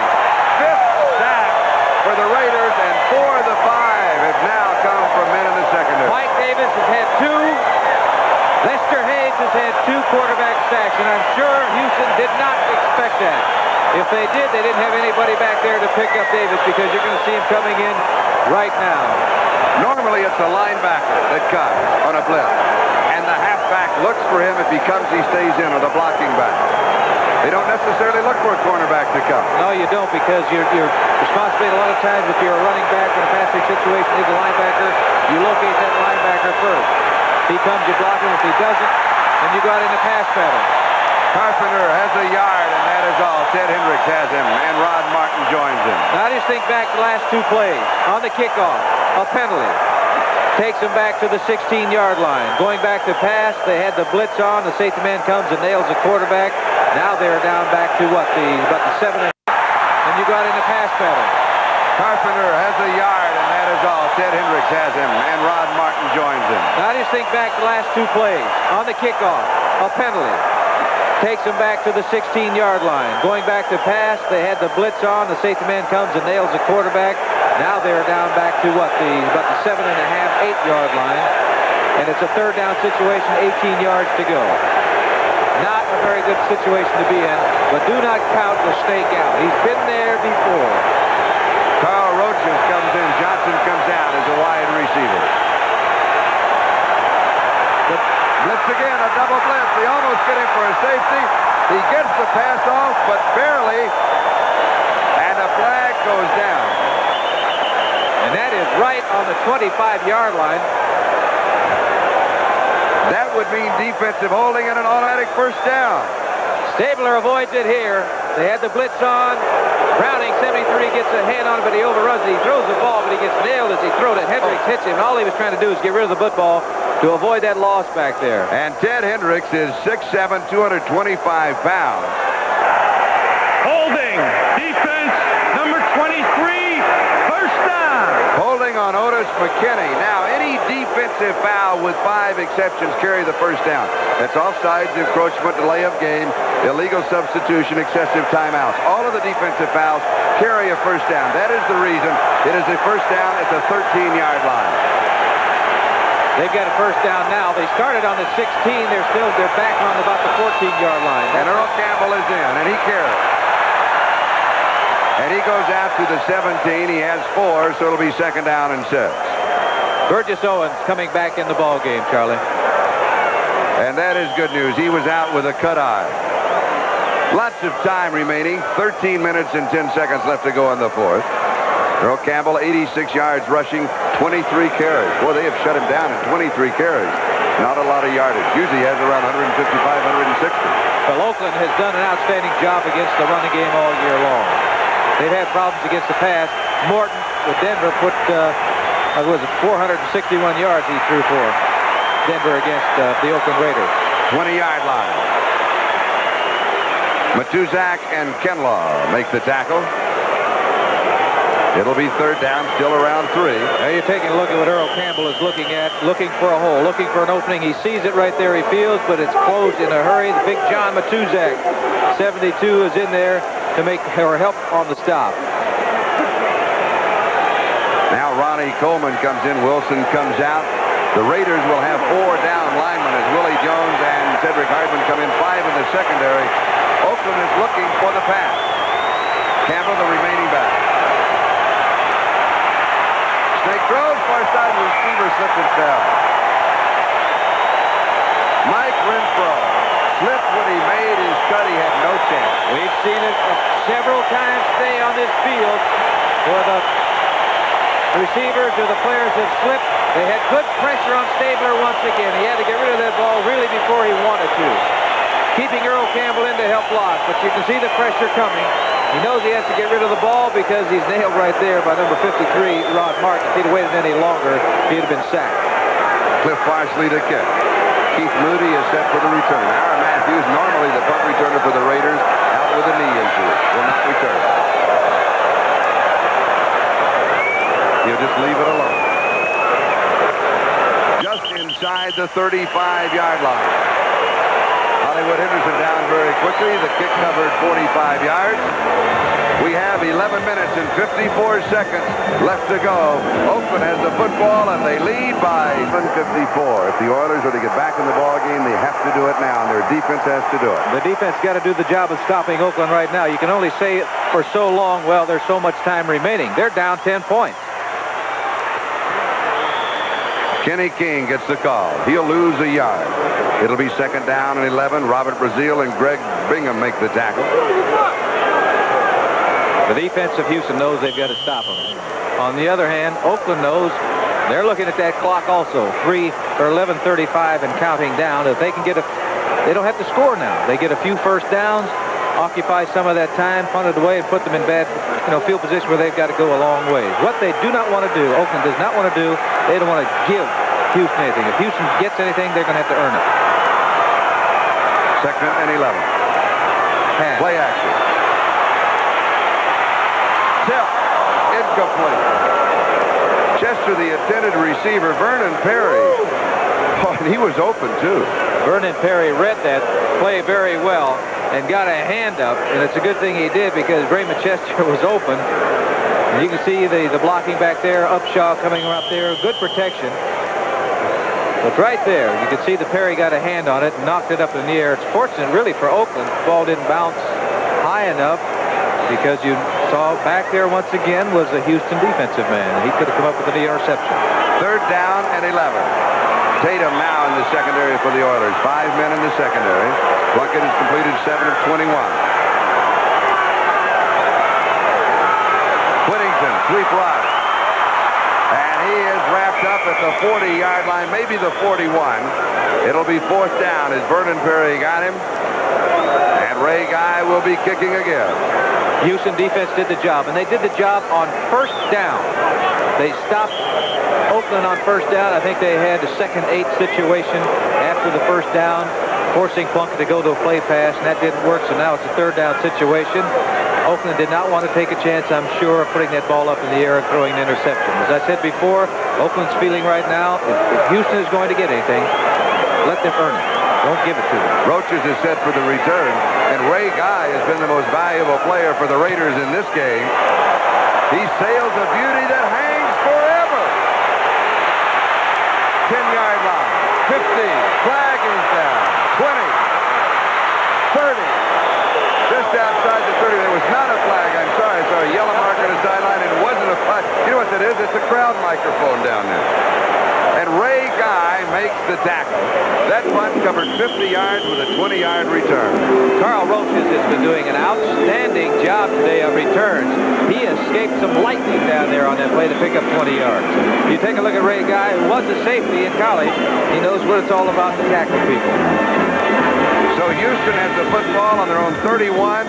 Just over 10 minutes left. We'll be back. The different thing is watch the people in the stands when he comes up. They pretend he's not there. That's rather difficult to do, too. Houston now from their own 31-yard line. He's going to pass. Campbell can throw it. But where? Out of bounds. He has completed 1 of 2 during the regular season, and that was for a touchdown, but this one was to Renfro. I will say one thing, that when Earl winds up to throw, he does take a long time to throw. Osteen had the cover. Here it is. He showed pass real soon. And just wound. They didn't say don't make any difference whether it looks pretty or not, Earl. Just get it out there. But he's going to have to understand that when you do throw it out of bounds, whether you catch it or not, it's no good. That pass that we talked about that he completed during the regular season was to Billy White. Hughes Johnson covered 57 yards for a score. 2nd and 10. The Raiders now will go with 4 down linemen, 5 in the secondary. Roaches and Renfro are the receivers. Campbell, the remaining back. There's the way you throw it.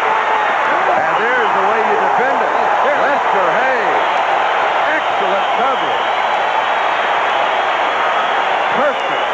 Perfect coverage. What a day he's having. He's had 2 quarterback sacks, and for a cornerback, that's virtually unheard of. You don't have that in the whole season. But here you got Renfro going up top, man-to-man coverage. 37 Lester Hayes with Renfro makes an excellent play right there. He turned his head around, didn't lose sight of the fact of where the receiver is, located the football and knocked it away. And don't forget also, he had the interception in the end zone. He has to stick him that glue all over his head here, as well as the rest of his body. Rob Carpenter in the backfield. It is 3rd down and 10. Flags are down. Pass is incomplete at the 45-yard line. Renfro is claiming pass interference. Lester Hayes had the coverage, but a flag was dropped back at the 30 on the far side of the field. Well, I know that Oakland jumped. The defensive lineman jumped. I don't know whether they got back or not. May not have. Might have been Willie Jones. Here it is.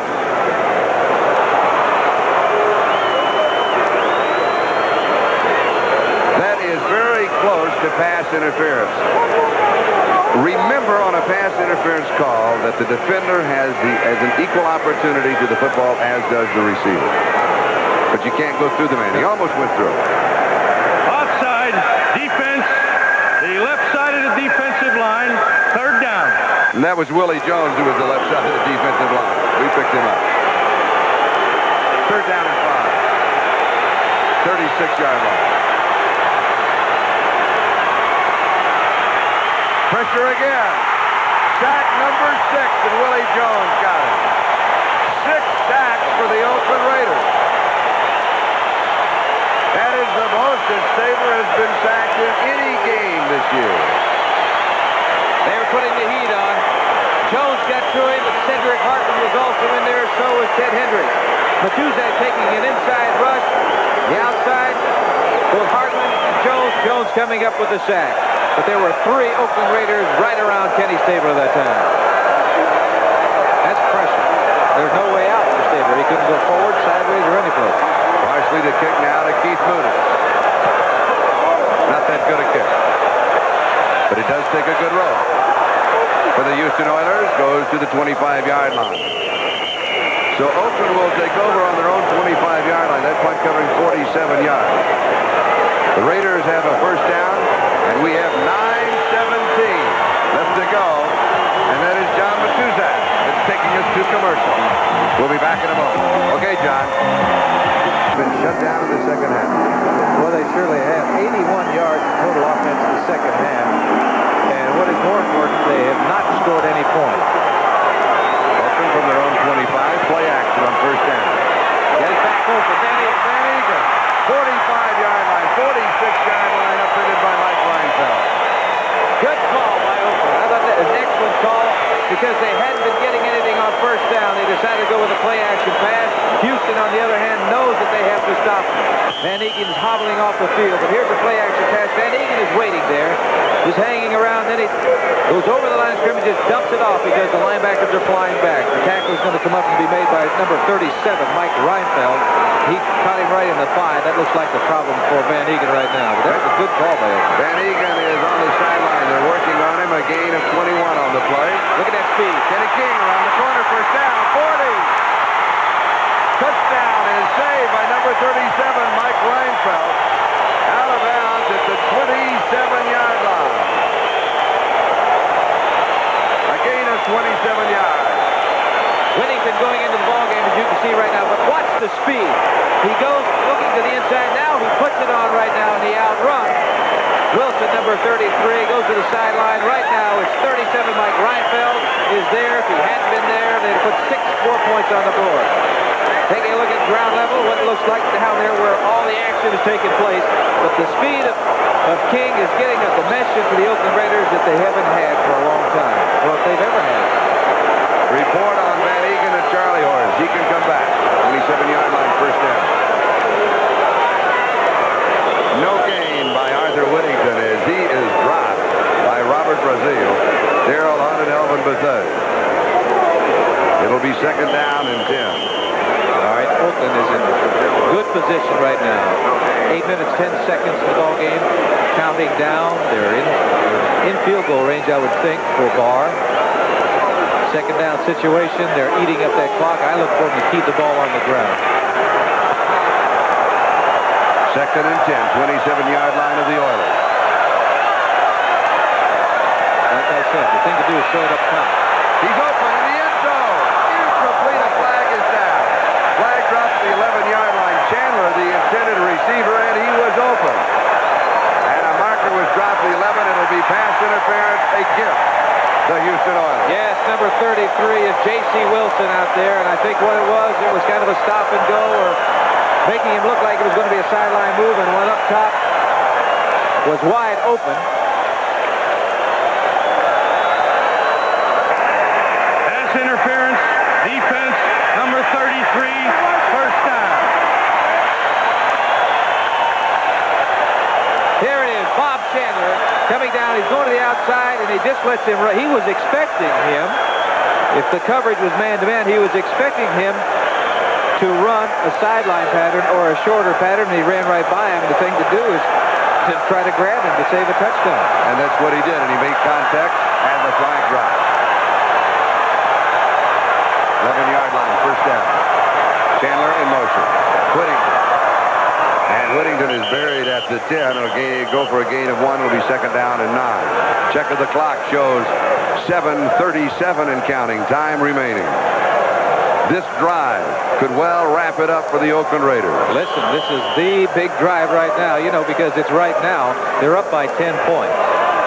3 points. Very, very big. Because that would force Houston to score 2 touchdowns to go ahead. But if they get a touchdown, it could be 16 or 17-point lead. It would be almost insurmountable with 7 minutes remaining in this football game. For Houston, they got to dig in right now. Plunkett to throw. In zone, incomplete. He had pressure. Everybody was covered. He was just throwing it away. Chandler was there. Perry had the cover. You ought to throw it a little higher then, because when you start throwing that ball in the middle, down there by the end zone, you're always going to have some defensive players around there, either a linebacker or defensive back. And if you're not really throwing it to your man for a score, you better just throw it way over everybody's head. Chris Barr, who is hit early in the ballgame from 47 yards away. Van Egen back in the ballgame. He's all right. That's good news for Oakland. Third down and 9.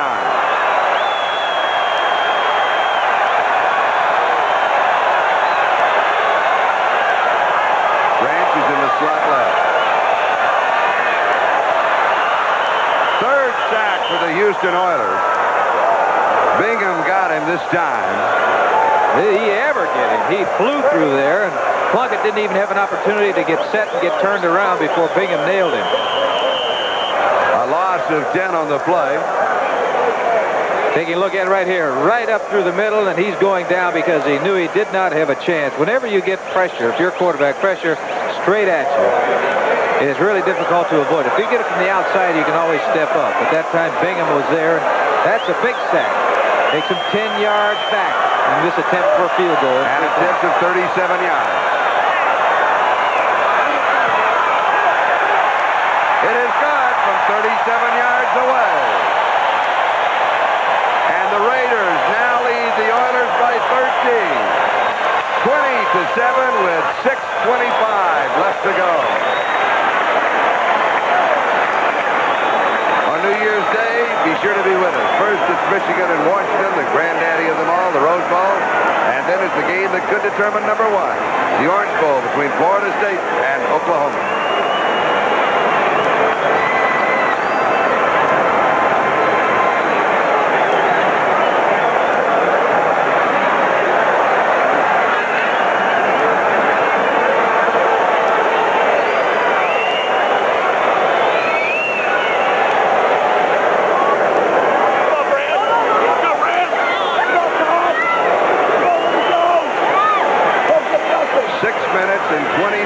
Seconds left to go in the twilight of the Oakland Alameda County Coliseum. Could well be the twilight of the season for the Houston Oilers. Bear in mind, though, Houston was outscored their opponents 108-66 points in the fourth period. Coleman on the kickoff return. Reverses, and reverses into trouble. And trouble. Rich Martini and Derek Ramsey team up as we pause briefly for station identification. This is the NBC Television Network. This is KCRA-TV, Channel 3, Sacramento. This is Charlie Jones, Lynn Dawson, 6:13 left to go in the AFC Wildcard Game. Bum Phillips, the head coach of the Oilers, trailing by 13. Houston at their own 12-yard line. First down. They're going to be putting the heat on Stabler now. They've been doing it all day, and they're not going to stop now. Pass is incomplete. Casper, but it was behind him. Be sure to stay following football with us for a special 2-hour chip that will be seen in its entirety. We're going to slide the network tonight. That means that when the football game is over, then you will be able to see chips from the beginning to the end. On the West Coast and most Mountain Time Zone stations, chips will be seen at its regular time. Second down and 10. Tough situation for Houston because you'll take a look at those defensive linemen. Look at them. They're down. They're ready to fly. They hit one side of the line, and that's get to Stabler, and they do. And they do. There's the 7th sack for the Oakland Raiders. Listen to the crowd reaction to Ted Hendricks' sack.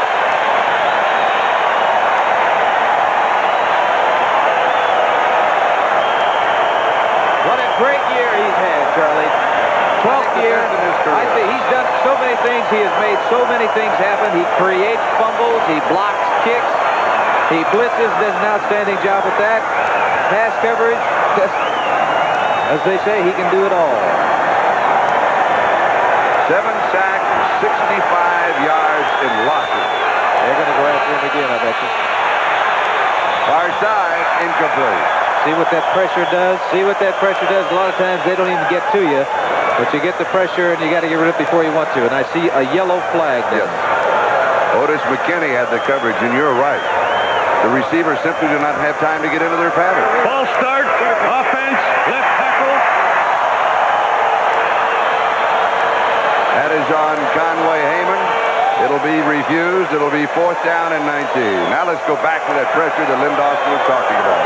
He's keeping the backs in to help block as he's in the end zone, but still look at the players coming. Their arms are up. He knows he can't afford a 2-point loss down there.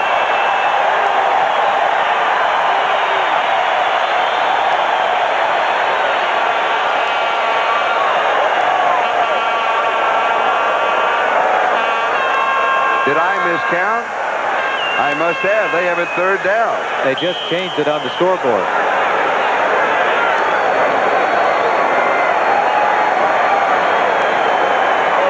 Charlie, I'd say this is it for Houston.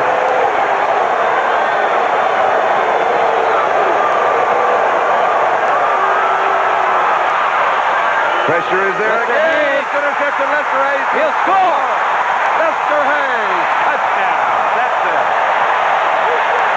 20 yards on the interception return.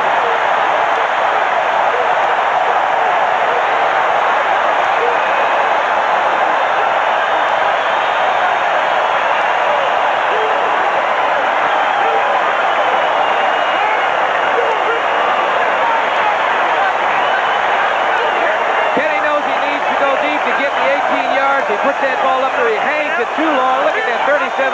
Lester Hayes was in great position to come up with the interception. And along the sidelines, there is no one to touch him. He's in for a touchdown. Willie Jones, go ahead. He was looking to go to Renfro, running an out route, but he had excellent position. Defensively had excellent position on Renfro. Renfro really never got him turned around. And the reason he didn't because they had 18 yards to go. So he'd let him catch it in front of him all day long. Willie Jones and Ted Hendricks were putting the pressure on Ken Stabler. Sellout crowd here, and they are still here. The leader and those that trail.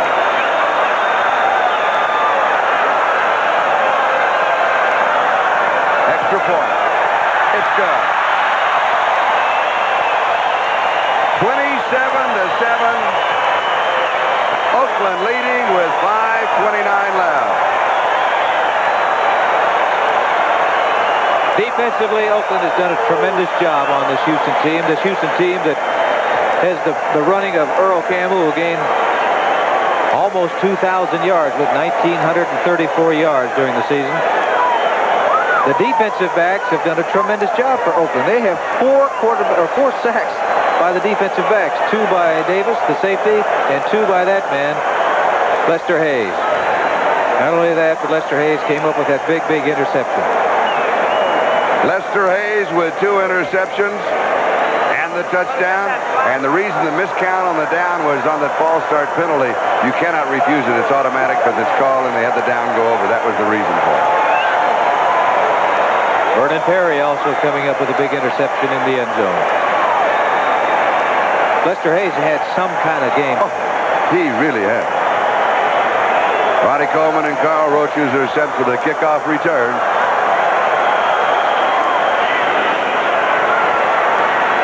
Chris Pryor boots it away. Ronnie Coleman. 20, 25, 30, 32-yard line. Houston from their own 32, first down. Morris Bradshaw making the tackle for the Raiders. Oilers trailing by 20. 3 touchdowns in 5:19. Maybe an impossibility. It is not an impossibility, but, you know, in order to get the third one, you have to get the first one first. And they got to do it in a hurry. That's where they're at a disadvantage because of speed. Got great tight end for the running game, but they don't have a Kenny Burrow that can get out there with the great speed to break it open. Pass is incomplete and a flag goes down. Monty Jackson has the coverage on Mike Barber. I think they're going to call it on Monty Jackson. The only one there. They have to call it on him. Pass interference, first down. Houston at their own 43-yard line. It's a break for Houston. Not only get the first down, but they stopped the clock. It only took 5 seconds for that play. 5 minutes and 14 seconds left. Penalty covering 11 yards. Stabler to throw. Drops it off underneath the coverage to Rob Carpenter, who slipped at the 47-yard line. He has 4. It'll be second down 6. Ted Hendricks was there just to tap him down. Disadvantage for Houston. They're accustomed to playing on the carpet. That would not happen. The ground slide out from under your feet. Time running out on the Houston Oilers. Local knowledge, I guess in golf they say local knowledge. Yep. Of course. Yes. Well, it helps here in Oakland also. Rich Castor is in as a receiver, along with Carl Roaches. That is Dave Casper. Otis McKinney was there for the Raiders, 45-yard line of Oakland. That was a good throw by Stabler. You could see that Casper was trying to get out of bounds. Wasn't able to. Stabler took a hit on that last play and went to the turf, and he's slow getting up. First down at the Raiders 45. 4:07 and counting. Time remaining.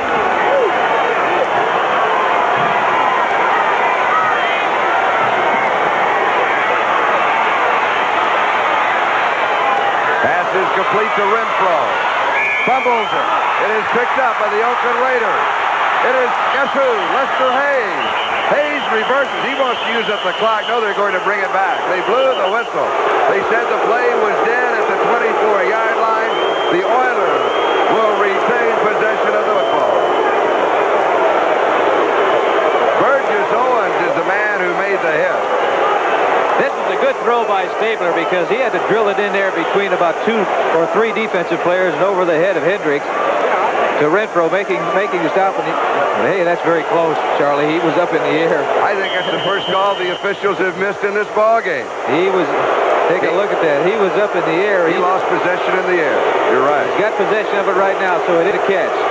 He is hit right there. The headgear goes in and knocks that ball loose. And it's up in the air. He didn't hit the ground before the ball is lost. And a flag is down on this play. That last play covered 21 yards. Jennifer Kevin Smith is incomplete. So we'll sort out the flags. Clock is stopped now with 3:27 left to go. Offsides against the Raiders. Lynn Shapiro and Bill Breslin have been our spotters. Ted Reinholtz assisting Joe Costanza, NBC statistician. Thank you, gentlemen, for an outstanding job. 3:27 left. Here's the call. Offside, like we said. Okay, 19-yard line. It will be first down and 5. Stabler needs a touchdown right now. Pass is low, but caught by Mike Barber. Down the sideline, fighting his way. Barber fights his way to the 1-yard line. Does that tell you something about that man's character and how much he wants to play? He's not giving up by any means. A great effort not only to get out of bounds, but he got the ball all the way down inside the 5-yard line. It's a low throw. He makes an excellent catch. Look at this catch. Now he's got to get turned around. He slips a little bit also, maintains his balance, gets that hand down to maintain balance, and then goes as far as he possibly can, running right over Lester Hayes, knocking him out of the way. Burgess Owens bumped him out of bounds, so Mike Barber goes to the 1-yard line where it's first and goal to go. 3:18 left. Barber is really a great competitor. You're right, they need to score. They need to get it in there right now. Earl Campbell. No, it was not Campbell. It was Tim Wilson. But it was also Willie Jones did a great job. I talk about down here near the goal line, the thing you have to do defensively is get penetration to disrupt things in the backfield. That time it was accomplished by Willie Jones. Oakland Raider player shaken up. Otis McKinney is the injured player. See it taking a look right now. You see number 90? He is about 2 yards deep and makes the hit.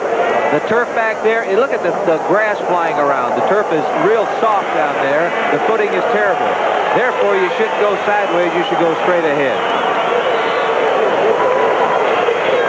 Number 90 is Willie Jones. This is Otis McKinney, who is being assisted off the field. It was the first carry for Tim Wilson. The ball is at the 4-yard line. It's second down goal to go. Just over 3 minutes left to go in the ball game. It is Oakland 27 and Houston 7. What has to happen? They got to get a touchdown. They've got to get the ball back. And getting the ball back, they will undoubtedly try an onside kick.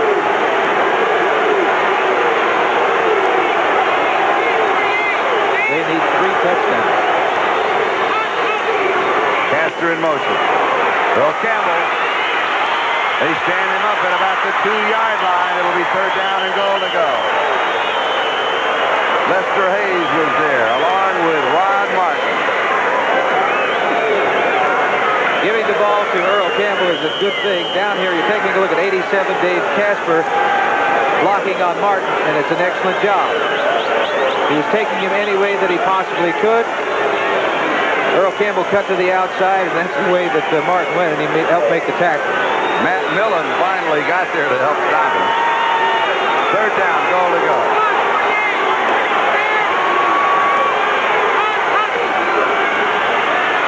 Campbell slips as he makes his cut at the 4.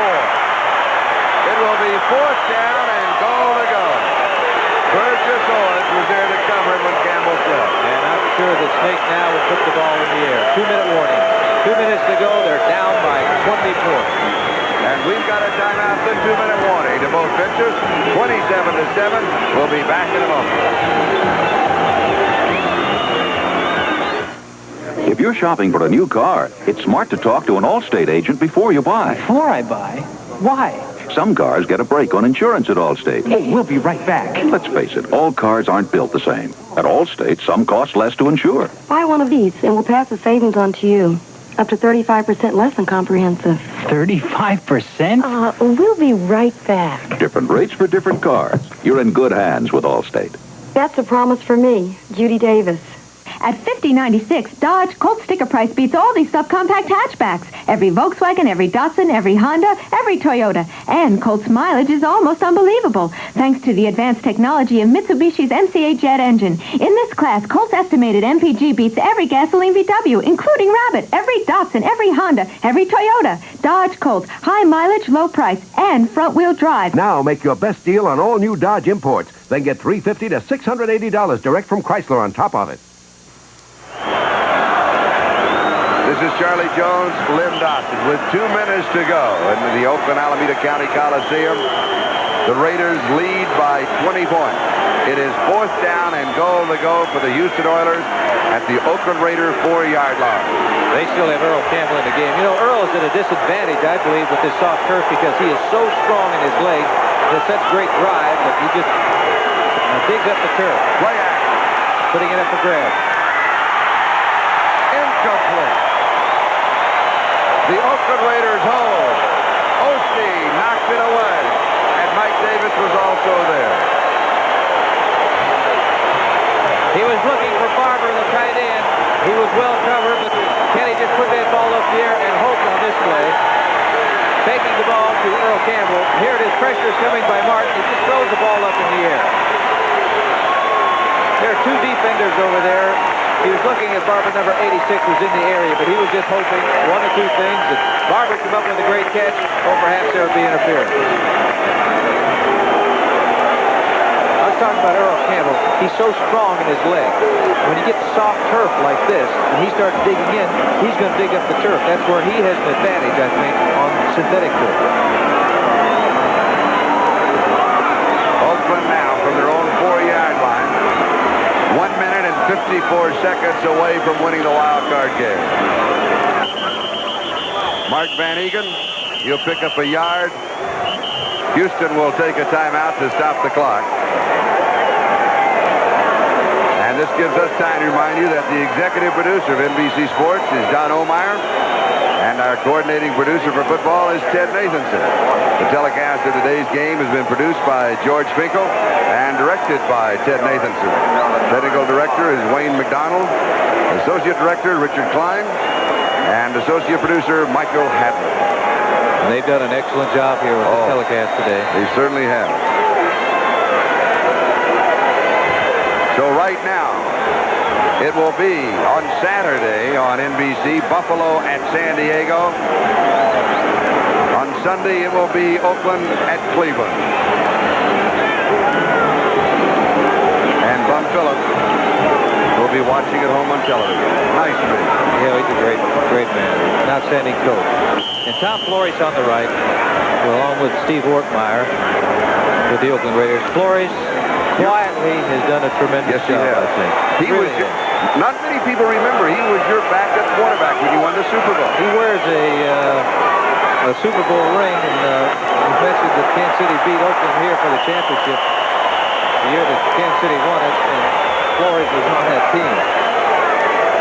So he knows that a wild card team, or a team that didn't win the division, can go all the way.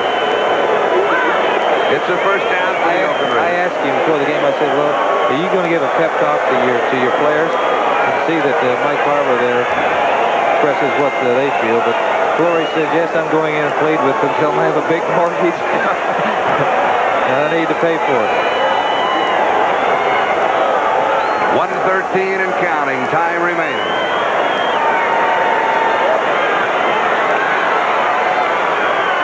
Mike Van Egan, as the Raiders will be content just to run out the clock.